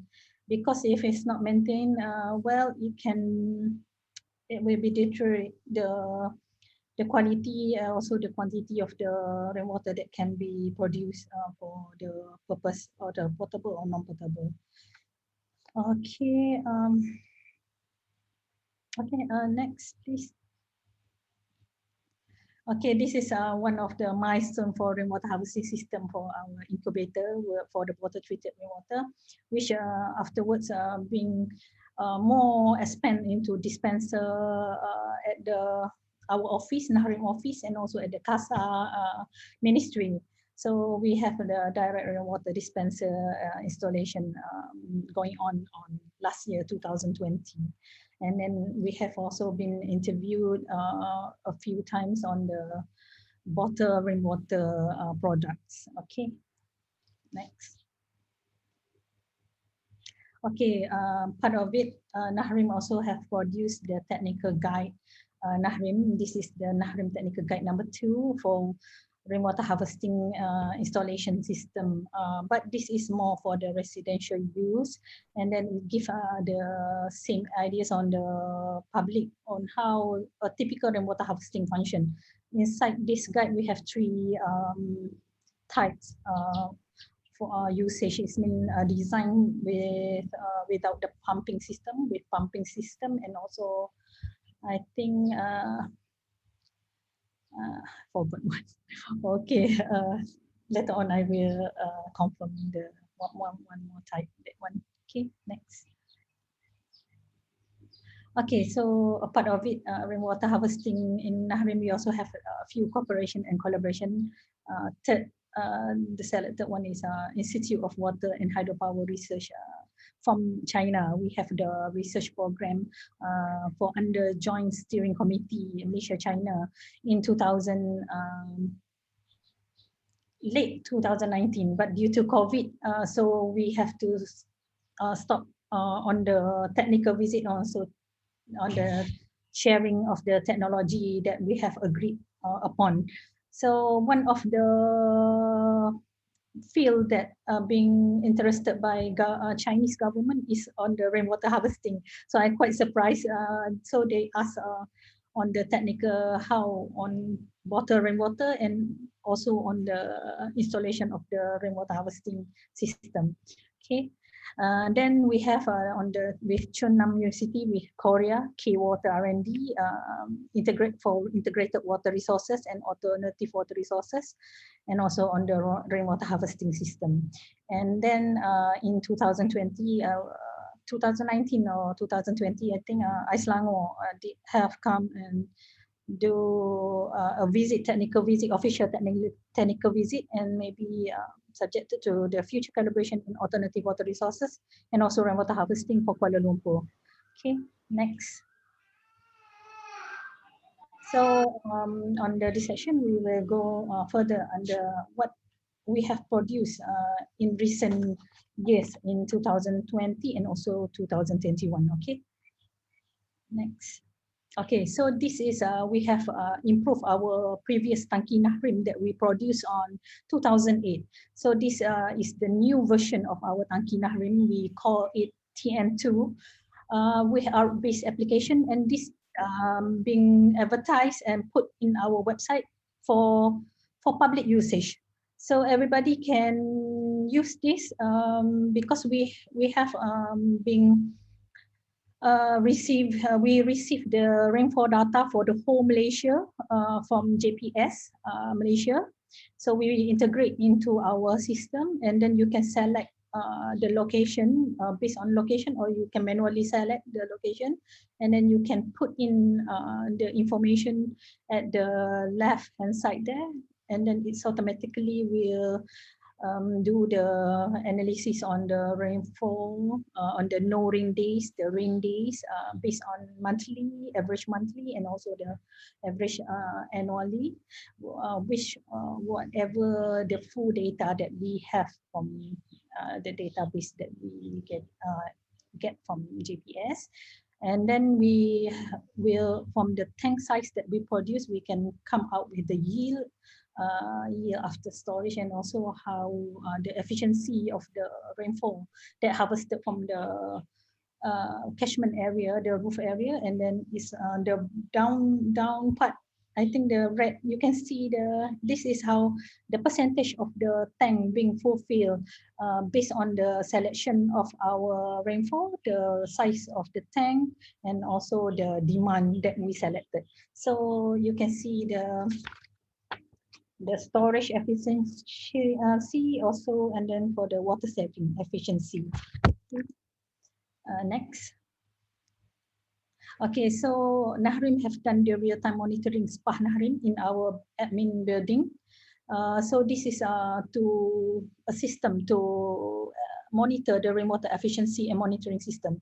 So we have done the dual piping system for our toilet. where all our toilet flushing only receive the rainwater harvesting, for the toilet flushing. So from there we can see the pattern, the usage by hours. If you can see from the right hand side there, the graph, that is the usage by hourly for male and for the female toilet and also the male toilet. So you can see from there we can see the pattern of the usage, the volume of the usage, and also the saving that we can do by replacing the water, the treated water for toilet flushing, but with rainwater. So this is a small pilot study that been conducted by Nahrim.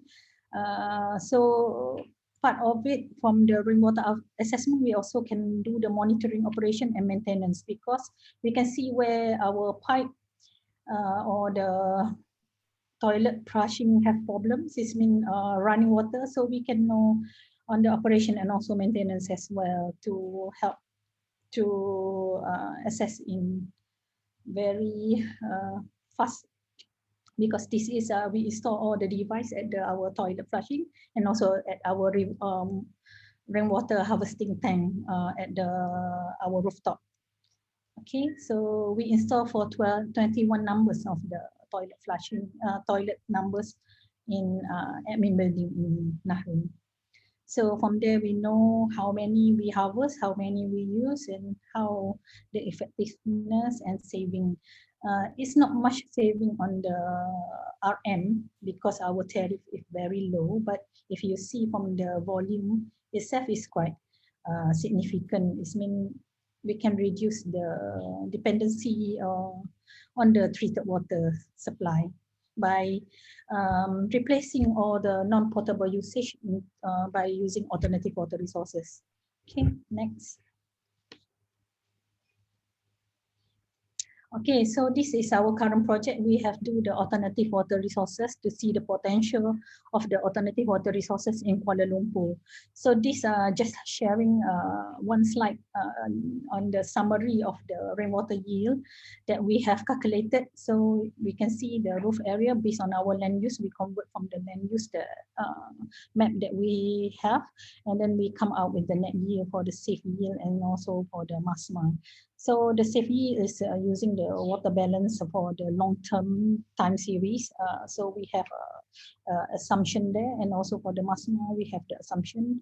This means how we put the assumption that for 1 kilometer square storage for 10 million liters, then the average annual yield is about 116 meter cube. Then we convert into per year, and then per day, then we come out with the rate for the MLD, then we come out with this net yield. So all the assumption is can be referred to the MASMA rainwater harvesting chapter on the average annual rainwater yield based on the area. Okay, next. So this alternative water resources in Kuala Lumpur, we will propose the storage concept. So this is what we have looked into. It's still new, the approach, but we have done a few desktop study, and also we compare the efficiency. So one is Kasukabe underground flood protection tank in Japan, and one is the Happy Valley underground stormwater storage scheme in Hong Kong. So then we also want to produce the rainwater as one of the alternative water resources, whether to supply to the our water supply, current water supply, or to be decentralized. It's mean based on the community region as well. So this is still not yet to be confirmed. Okay, next. Okay, on the summary and way forward. Okay, next. Okay, what have been discussed before and been a question been raised to Dr. Kali about the dual piping.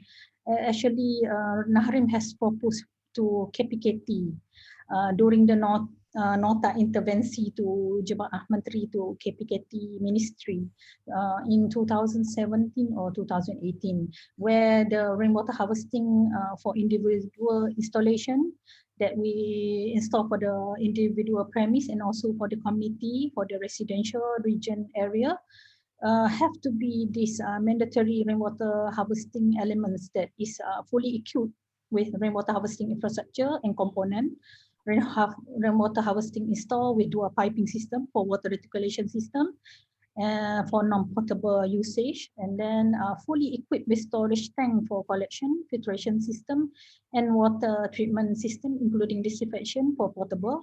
This if we want to use up to potable, but if you want to until non-potable, just for the piping, dual piping to the toilet flushing or to the general cleaning at the outside of the house.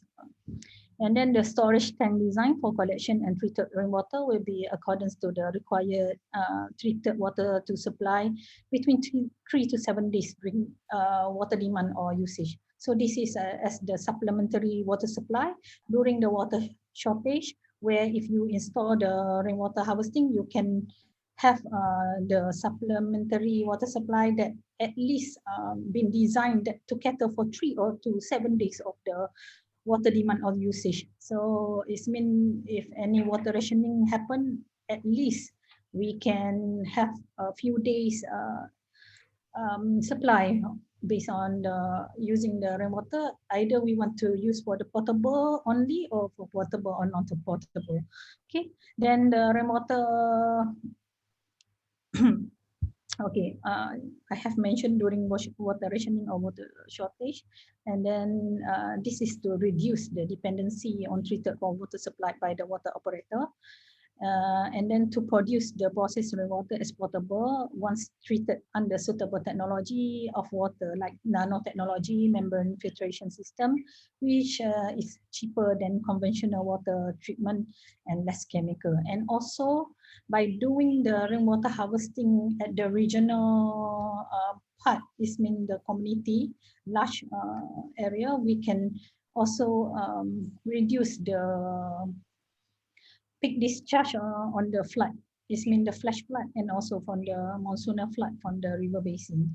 It can reduce the peak. So by that is can be the for the supplementary water supply, and also to reduce the flood occurrence in the especially in the urban. Okay, next. Okay, so Nahrim also have going for this integrated urban water catchment management. It means also the same as the alternative water resources, where we implementation of the rainwater, stormwater, groundwater, waterways, it means the low flow storage, and also black or grey water use option to as alternative water resources. And then we present the managed hydrological cycles and system as a water sensitive city, and also urban water security and sustainability, and then practices of water conservation and efficient use of water. So this is what Nahrim have in mind now to way forward in RMK 12. Okay, next. And then this is the future rainwater harvesting, where we want to use all the alternative water resources, especially on the rainwater, on how to being incorporated in the design architecture and also our building. At least we can reduce the energy consumption, or we can use for the recycle for a lot of types of usage, like for the detention pond, for the aesthetic values, for the green roof and urban farming, the community garden deck for aesthetic view. So it's improve the building itself, the infrastructure itself, and then it also can be used to store and save a lot of rainwater to be used for potable or non-potable usage.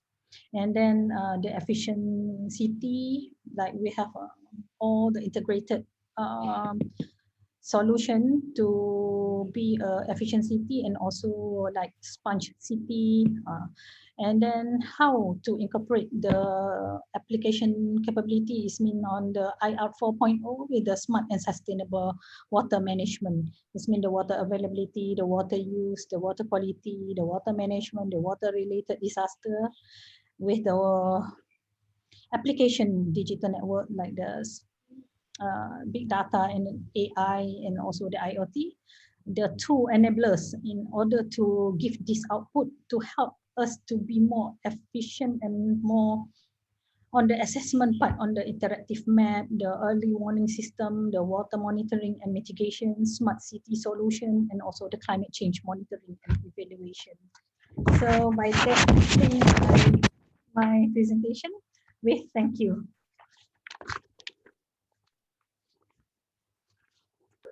Oh, sorry. All right. I forgot I was on mute. Okay. But yeah, before I get we get to the questions and questions from panelists or from participants themselves. I had a question in regards to the rainwater harvesting itself. The proposal that you see on screen there, the one that you see on screen, will it affect anything in regards to surface water runoff to water catchment areas for people, operators like ISRAMO and all that? It will definitely reduce the amount of water that they'll be getting, correct, for processing. So, Engineer Marie, are you able to hear me? Hello, hello, hello. Yeah. Okay, okay. So it can reduce because during when we conducted the study, the one that I mentioned, the alternative water resources study, we in Kuala Lumpur we do for the rainwater harvesting, for the stormwater by flood detention ponds. We have also for the groundwater, the aquifer, and also the bore wells, the deep and the shallow well for the groundwater. And then also from the STP, I think we get the information from IWK. So yeah, but for this presentation slide, I didn't put all values for the yield that we have calculated, but the total of the yield based on these elements of alternative water resources is about to cater, because our water demand for Kuala Lumpur is about 2000 for 2020 is 1008 MLD.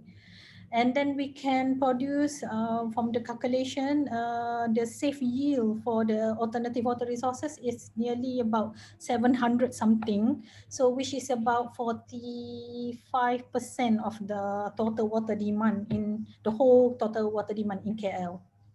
Right. So we'll still be able to, it won't affect anything in regards to water for other people later on. Yes. Yeah. Yeah. All right. So I'm going to stop sharing the slide. Dr. Kali, I see you're back here on again. Do you have any questions for Engineer Marini before I open it up to the audiences? I think it's an excellent presentation from Engineer Marini, talking about the system itself, rainwater system. No? I'm very impressed, especially you said you already managed to get the license from TKM in 2019 for potable usage. Obviously, my question will be congratulations for that. But my question is, do you have a simple prototype which meant for rural community like Orang Asli, where the main issue will be the costing as well as the technology, the competence level, all this thing. If you have something simple for vulnerable group, rather than whatever you presented is excellent. Yes, but on the other hand, do you have anything? If you have, I will more than happy if you can share. We are working from, because now Nahrim also have to the alternate the atmospheric water generator. the Okay. small one. So Okay. now we also for the RMK12, we are going to do our R&D for compact system for the rural, but it's not yet completed because we still need a small, because for the portable one, due to the because our rural is very hard to go, is reachable, and then the water supply also, I think they didn't receive, because in Malaysia we just receive about 96 for the whole peninsula Malaysia, but for the rural, due to the meeting with the SPAN and also the CASA water supply services, they said the rural still have. I agree, Dr. Kali. So we are still doing that. Okay, I like to offer, if you are interested, then you can work with us, because we have so many orang asli available. So yes. Start something new lah. I mean, the people is already there, so we can do some smart partnership. Try in our community lah. Yes, because Narim, we have provide our grant, research grant for the community service. So it's quite nice because you have the information. The rural community. Yes, because we don't have that. We still, Okay, hopefully we can work together to push to the urgent need lah, the real targeted. Yes. I'm sorry group. because when I saw the topic that Mr. Sheldon sent me, I know I have not much on the vulnerable, but I think it can be applied to the. It's a win-win situation. That's how we support each other. Yes. It's an excellent platform. I also learned a lot from your presentation and also from Mr. Yong. So I think it can be, we go for the compact for helping the vulnerable groups in orang asli there on the rural. Okay, sure. Thank you. Well, for me, myself speaking personally, the vulnerable group that I'm very worried about is our urban, especially when we have water cuts and water disruption. Yeah. So the rainwater, if it's a rainwater harvesting system is mandated for new projects, I think yes, that will definitely help.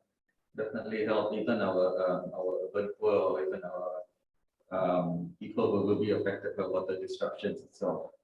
So now I open up the floor to the other participants. There were some earlier questions, Alicia, for Dr. Kali. Yes. Before that, Mr. Yong is requesting to be admitted again. Mr. Yong? Mr. Yong. Okay. How come I don't see him inside? Now for Dr. Kali, the previous question. Dr. Kali, have you answered the one about policy? Yeah, policy, we already answered that. Okay. And the one from Noor Zarina. Hi, Dr. Kali. On your personal view, would further treated effluent from STP be acceptable for non-potable use by the society? Okay, that's very interesting questions lah. My personal view, I think it's not whether the society is ready or not, is how we mobilize and to convince them this is the way forward. I think if you see for the last 20 years, there's a significant behavioral changes, acceptance of the society due to the sensitivity of the religious, cultural belief and so on. I think it's our responsibility. I would say that either the government or the NGO, the relevant NGO, to make sure that the community is ready. I still remember in maybe 10 years ago when Singapore announced this new water, I say, they're going to drink that water, that was me 10, 15 years ago. But obviously now I think I'm ready because this is a part of the so-called new norm in this millennium. We cannot. So it's better to go into proper treatment supply and provided to the community, rather than what's currently happening is partially treated, where people go into direct extraction and cause a lot of problem, especially the rural area, which I can see. Although span, I'm not denying the facts of the span, say 97% of the population in Peninsula and Labuan and KL receive treated pipe water, but we know reality in rural area, there are significant community yet to receive these things. So they still depend on river and other alternative source. So it's vital for this urban community who currently are the main user or consumer of the treated water, which put pressure on the water resource at the forest and so on. If we can reduce that, that also will indirectly giving better chance for rural community to use extract the upstream water for their usage. So it's not only directly we are giving treated water, but also reducing the pressure on water resources by opting to the alternative water resource for the non-potable in urban community also will help them. Okay, so I think whether they are ready, I think they are ready, provided that we know how we drive the behavior changes, like our what you call vaccine also similar. I mean, the government are trying to change, so we cannot give up. So it's not whether community ready or not, whether we are ready. So we have to put ourselves into a shoe where we cannot see we as a technical people, but we need to look into ourselves on the social obligation, social communication. So communicate, how we communicate with the public and the community to accept this new norm about acceptance of the gray water or even salish water treatment, treated for potable, even for non-potable and also potable usage. I hope that I answer to the question. Huh? Yeah, I think I'd like to add in places even as near as Gombak and Sumabolo, no, these people are still without pipe water, right? No, we have been to this like Gombak, the Batu 12, Batu 16, right? Because it's quite difficult, honestly difficult. But these people move away. We can pipe the water there. Tomorrow, another group that comes out, they move in, right? And to pipe water is not that easy. It's not electricity. Electricity is just 2 wires or 3 wires. You got electricity. But pipe water, you need to pipe it from the treatment center, right? So most of the orang, when we visit them, we ask them, "Ada air dah? God, no ada ya." You go inside. The pipe is actually the pipe themselves on. It's not treated water. So it is considered as legal water, right? Maybe the 96% is including that. I don't know, maybe, right? So I do not think that is a real fact figure that they are giving 96% or, you know, especially orang asli. I don't think so. Okay, Dr. Kali, Yeah. thank you, Mr. Yong, Dr. Kali. There's one from Tony. It's further to the policy question. This one, I think, is when you've already disconnected. There are many industries that require non-potable water for their various processes. What is the government policy on the setup of these non-potable water treatment plants and sales of this water by the private sector? Okay, thank you for the question by Mr. Tony. Of course, I don't know whether I'm the right person to talk, because if you talk about policy of the government, it will be appropriate for SPAN to respond. But nevertheless, let me share from my point of view, or with my little knowledge and experience, that obviously currently, I mean, for the last 5 years, most of the big players, industrial players, been asked to relook into their water cycle, okay, where they've been encouraged to reuse and recycle their water and also their wastewater, but mainly for non-potable usage, the thing. And I know there's so many industrial players like Heineken, and also a few other industry players already invest heavily on the technology to recycle the use of the wastewater, all these things now. Okay, and also currently, also I think the ministry and also IWK have conducted survey and also explore the possibility to channel treated water of the grey water from the IWK plant, also sewage treatment plant for non-potable thing. There've been a survey going on. And the latest survey also, I think I've been informed that UCAM also conducting a training on this acceptance and so on. So I think the industry is ready. The ministry is serious, but I'm not very sure whether it's been translated into policy and be implemented. And that one I'm not there to answer that. Maybe one engineer Marani can answer from the government, because I'm not there to say that. But I just like to share another one. So currently the Malaysian government through Economic Planning Unit (EPU) and ASM currently drafting the National Water Sector Transformation 2040.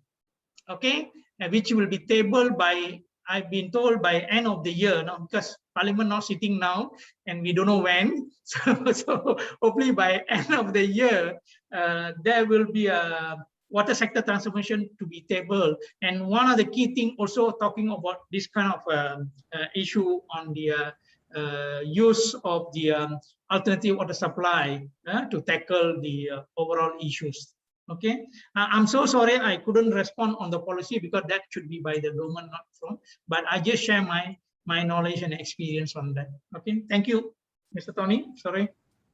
Yeah, just to add on a little bit in regards to the effluent treated from SDP, from our STPs. I will be sharing later on in the chat, as well as any emails out to the registered participants, some news links in regards to what IWK is doing together with ISAM. This happened only early last month, I believe. So it's pretty recent news, and it's good that we are able now to have treated effluent water used for non-potable use, mainly for commercial uses, like washing of the machines, landscape plants itself sometimes. But more information later on, I'll put inside. Sheldon, yes. Can I ask one more? Is it any for the using for cooling water? Cooling water? Yeah. You mean? Yeah, for the industry? I haven't personally seen the whole machine itself, but there was during our exhibitions and then provided by our Indah Water Research Center, we did have a poster in regards to treated effluent from the STPs, and then it goes through a process whereby at the very end of it, you have reverse osmosis water, RO water. So that water itself is used to clean the filters, the membranes itself, and the equipment that we use in the treatment of the effluent. So I do not see how it can also be used, for washing of the machines itself. So if you're talking about like what you call as the commercial coolants and conditioning coolants of buildings, yeah, I don't think there's a problem, but I'm not the expert on this. I can always forward any of the participants, any of our panelists to the right persons in Indah Water for that. What I can do is I'll share the links in regards to what IWK has been doing with in regards to the reuse of recycled water from our STP. Any other questions from our participants? Sheldon, there's earlier a Mr. Elias. Right. I wish to share and comment on sustainable alternative, in particular, is that raw water, RW? Rainwater. Rainwater. Yeah. Okay. Maybe he can unmute and speak. Sure. What was the name? Elias. I think alias Saidin, if I'm not mistaken. Okay, I click on the ask to unmute. Okay, I'm mute now. I'm muted now. Thank you. I see. Malini, Dr. Kali, and the rest of the gang. Yeah. I apa khabar ya? Now I'm over harvesting water. I thought crazy. You got a lot of water. Now back to today's issue, vulnerable groups. Now we focus on rainwater. Unfortunately, I focus on rainwater because I did some projects. Sometimes alternative water supply just means for rural group. Orang asli Dr. Kali just lay PE pipe 8-10 kilometers to get to their place, and then they get very reliable water from government source. Okay, back to rainwater. What I wish to share is today we talk a lot today about rainwater supplementary to water use every day. You know, especially in times of crisis. That's what triggered us in rainwater to use rainwater as an alternative source of water. In doing so, we invest a lot of money on infrastructure, on costs, on pumps especially. My focus is on pumps. And then we go to vulnerable groups. I saw in a lot of photos, especially Dr. Malini Nahri punya project tu, orang kampung, community, one long house had very nice water tank in their backyard, and I hope there's no pump there, and they can use it to flush their toilet because you only 5 feet height to flush your water, and very nice. They don't have to maintain it, virtually maintenance free. Now, when you get to single usage, pusat kesihatan lah, sometimes sekolah, you put it on the ground, you install pump. PKNS did a lot of project earlier on in Bangi, install pump under the car wash. Now we know pump cost money. As a start tu cantik. And then they find that, 500 to replace the pump, forget about rainwater pumps, and then they revert back to water supply. What I'm trying to get is, we also driving use of rainwater as a sustainable water resource, not just during crisis, but in our daily water supply and water consumption. So I hope in future the guides, especially in guidelines, please first page, avoid pumping.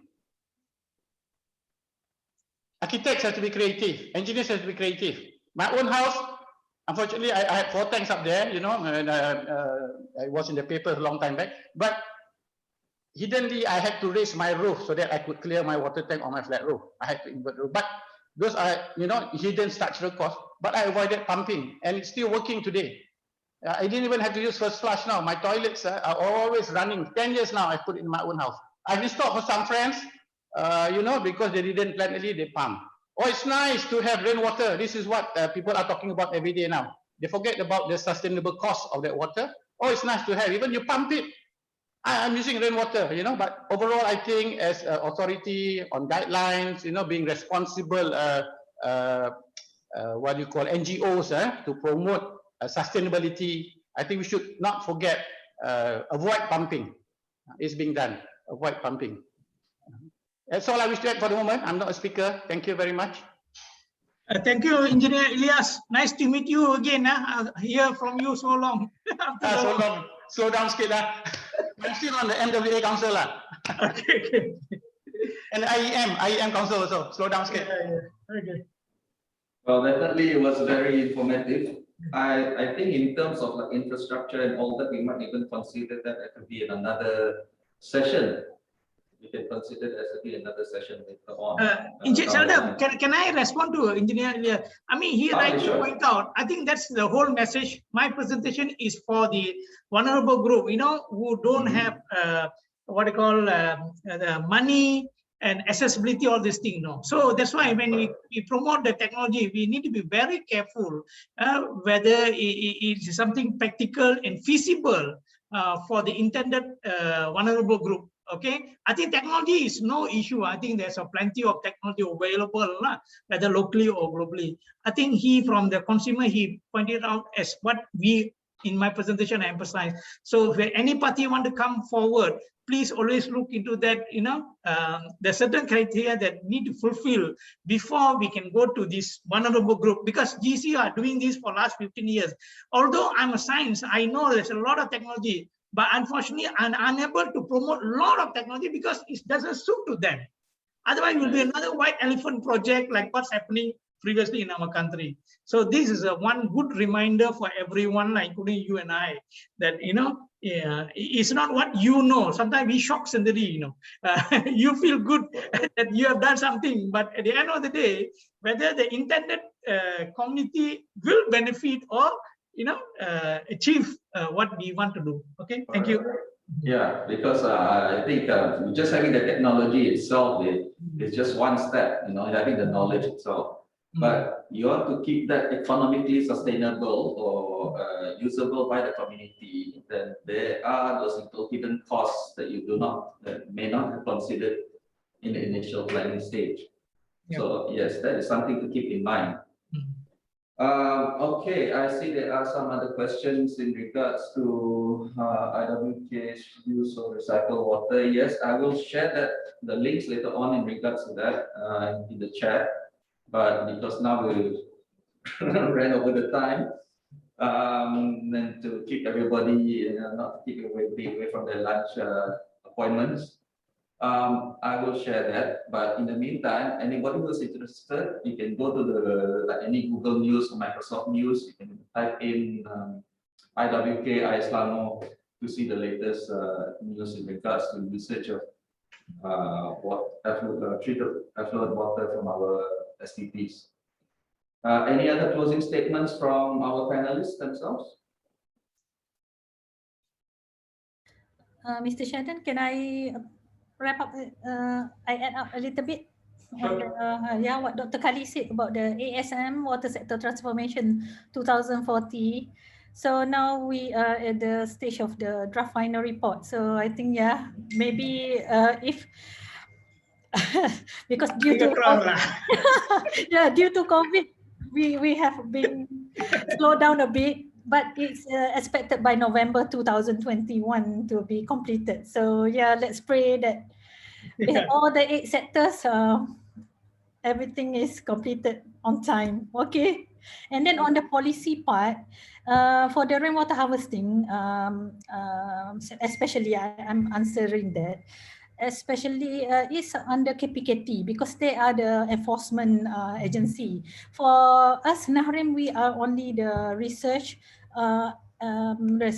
research agency. So we don't have the enforcement to ask or make it mandatory. So that's why we propose to KPKT to make it compulsory, dual piping, whatever the rainwater harvesting for the large scale and etc.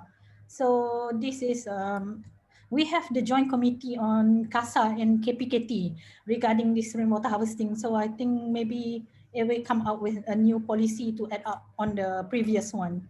Okay, thank you. All right. Mr. Yong, anything else to close? All right. Thank you very much for this presentation. And I'm looking forward to working with you, Dr. Marini and Dr. Khalid. Right, I think we should be working together soon. Right, thank you very much. All right. Okay. Now, just to let you all know, Alicia will be handing out some evaluations as well at the end of the sessions. I think you can put that inside the chat later on, as well as the links to my CDNS registration. And just to let you all know, there will be additional evaluation forms from CapNet, I believe, right, Alicia? A few months, or was it a month down the line? Around 6 months' time. It's part of CapNet UNDP's monitoring evaluation of the learning plans. So it's just to evaluate how participants have used the knowledge they've gained today. That will be emailed out later. All right. So the knowledge itself doesn't stop here, everyone. I think I can speak for all our panelists over here that this is the whole point of having such a talk forum itself, where you see you registered for this. You know who are the experts in the field itself here now. Please do contact them if you have any further questions. or if you need clarification on any of the slides or any of the materials presented itself. With that, I would like to thank our panelists, Engineer Marini, Dr. Kalitasan, and Mr. Roles Yong, for coming in today and sharing your knowledge with us. I myself do still have a lot of questions, but mainly it's more towards the social side of the water distribution. So that can be possibly be a different seminar topic later on down the line. Maybe after the infrastructure and the economic feasibility part of the rainfall water harvesting or alternative water for vulnerable groups. So I will not end the chat, the Zoom session immediately, because we will be adding things into the chat itself. But before everybody goes, I'm going to try to see whether I can get your pictures up to get a good photo of green screen. Does anybody know how to make it like enable photos? Can everyone switch on their videos, Sheldon? They should be able to. I can do a print screen. Is everybody able to?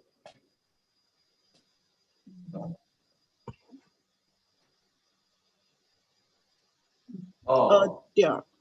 are able to switch on the videos. Because I'm trying to. Can you promote them into panelists? Once you promote, you can. Until then, cannot. Yeah, possibly I'll have to do that. So just have to take a moment. In the meantime, feel free to chat amongst yourselves while I go through and promote.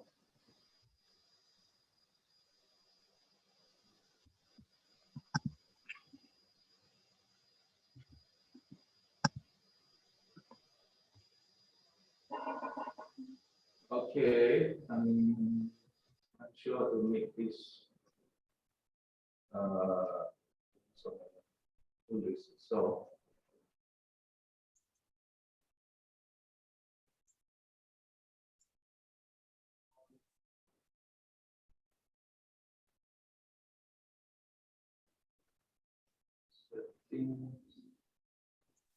okay, are you able to start videos yourself? Yes, right.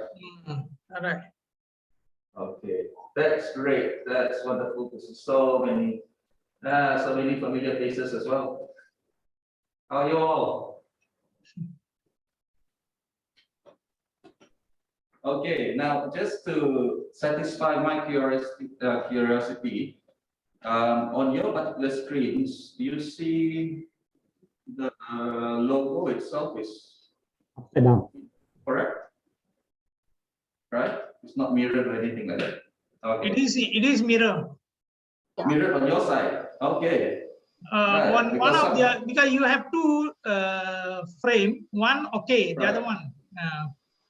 Interesting.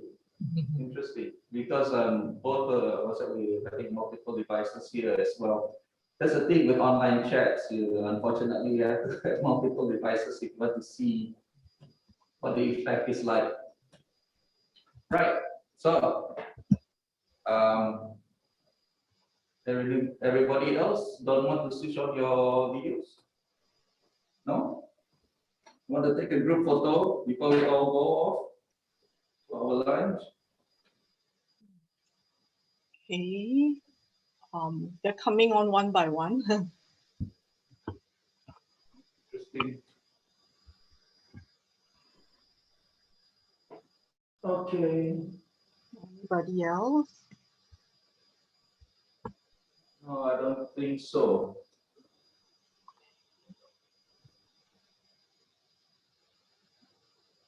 No. So, yeah. That's it? That is all okay. Should be. Okay. All right. Okay. All right. All ready? Yeah. Okay, 1, 2, 3. Hold on. Next frame.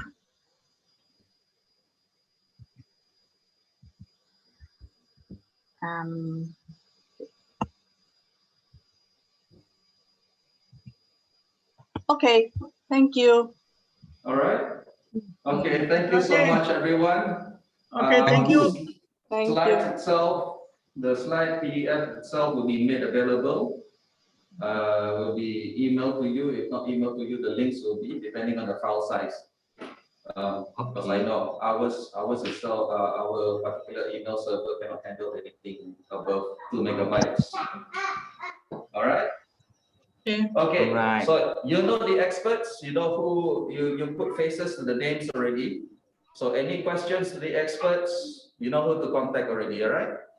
Yeah. Okay. Thank you, Okay. everyone. Have a safe day. Stay safe. Okay, That's the most everyone. important. Thank Take you. care. Bye. Bye. Yeah. Thank Take you. care. Bye. Take Stay care. safe. Stay safe. Bye. And be wise Bye, with bye, bye. water.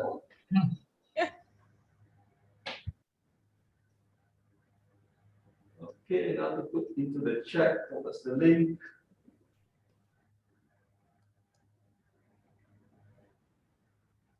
Dr. Kali, Mr. Young, if you have any links that you want to put into the chat also is possible, because the chat itself later on I'll be compiling it. Oh, Dr. Kali already left. Didn't see.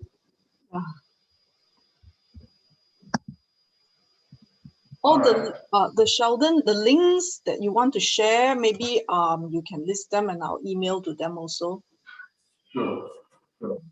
Yeah, of course. I think that we might have to do that later on. Just wait. I need to go into the stop with the audio recording. Okay. We're done. Thanks, Sheldon. Thank you very much. Thank you very much for the success of the recording. Yeah, Let's just hope the recording works out fine. always nice working with you. Okay. All right, Alicia. Thanks. Bye.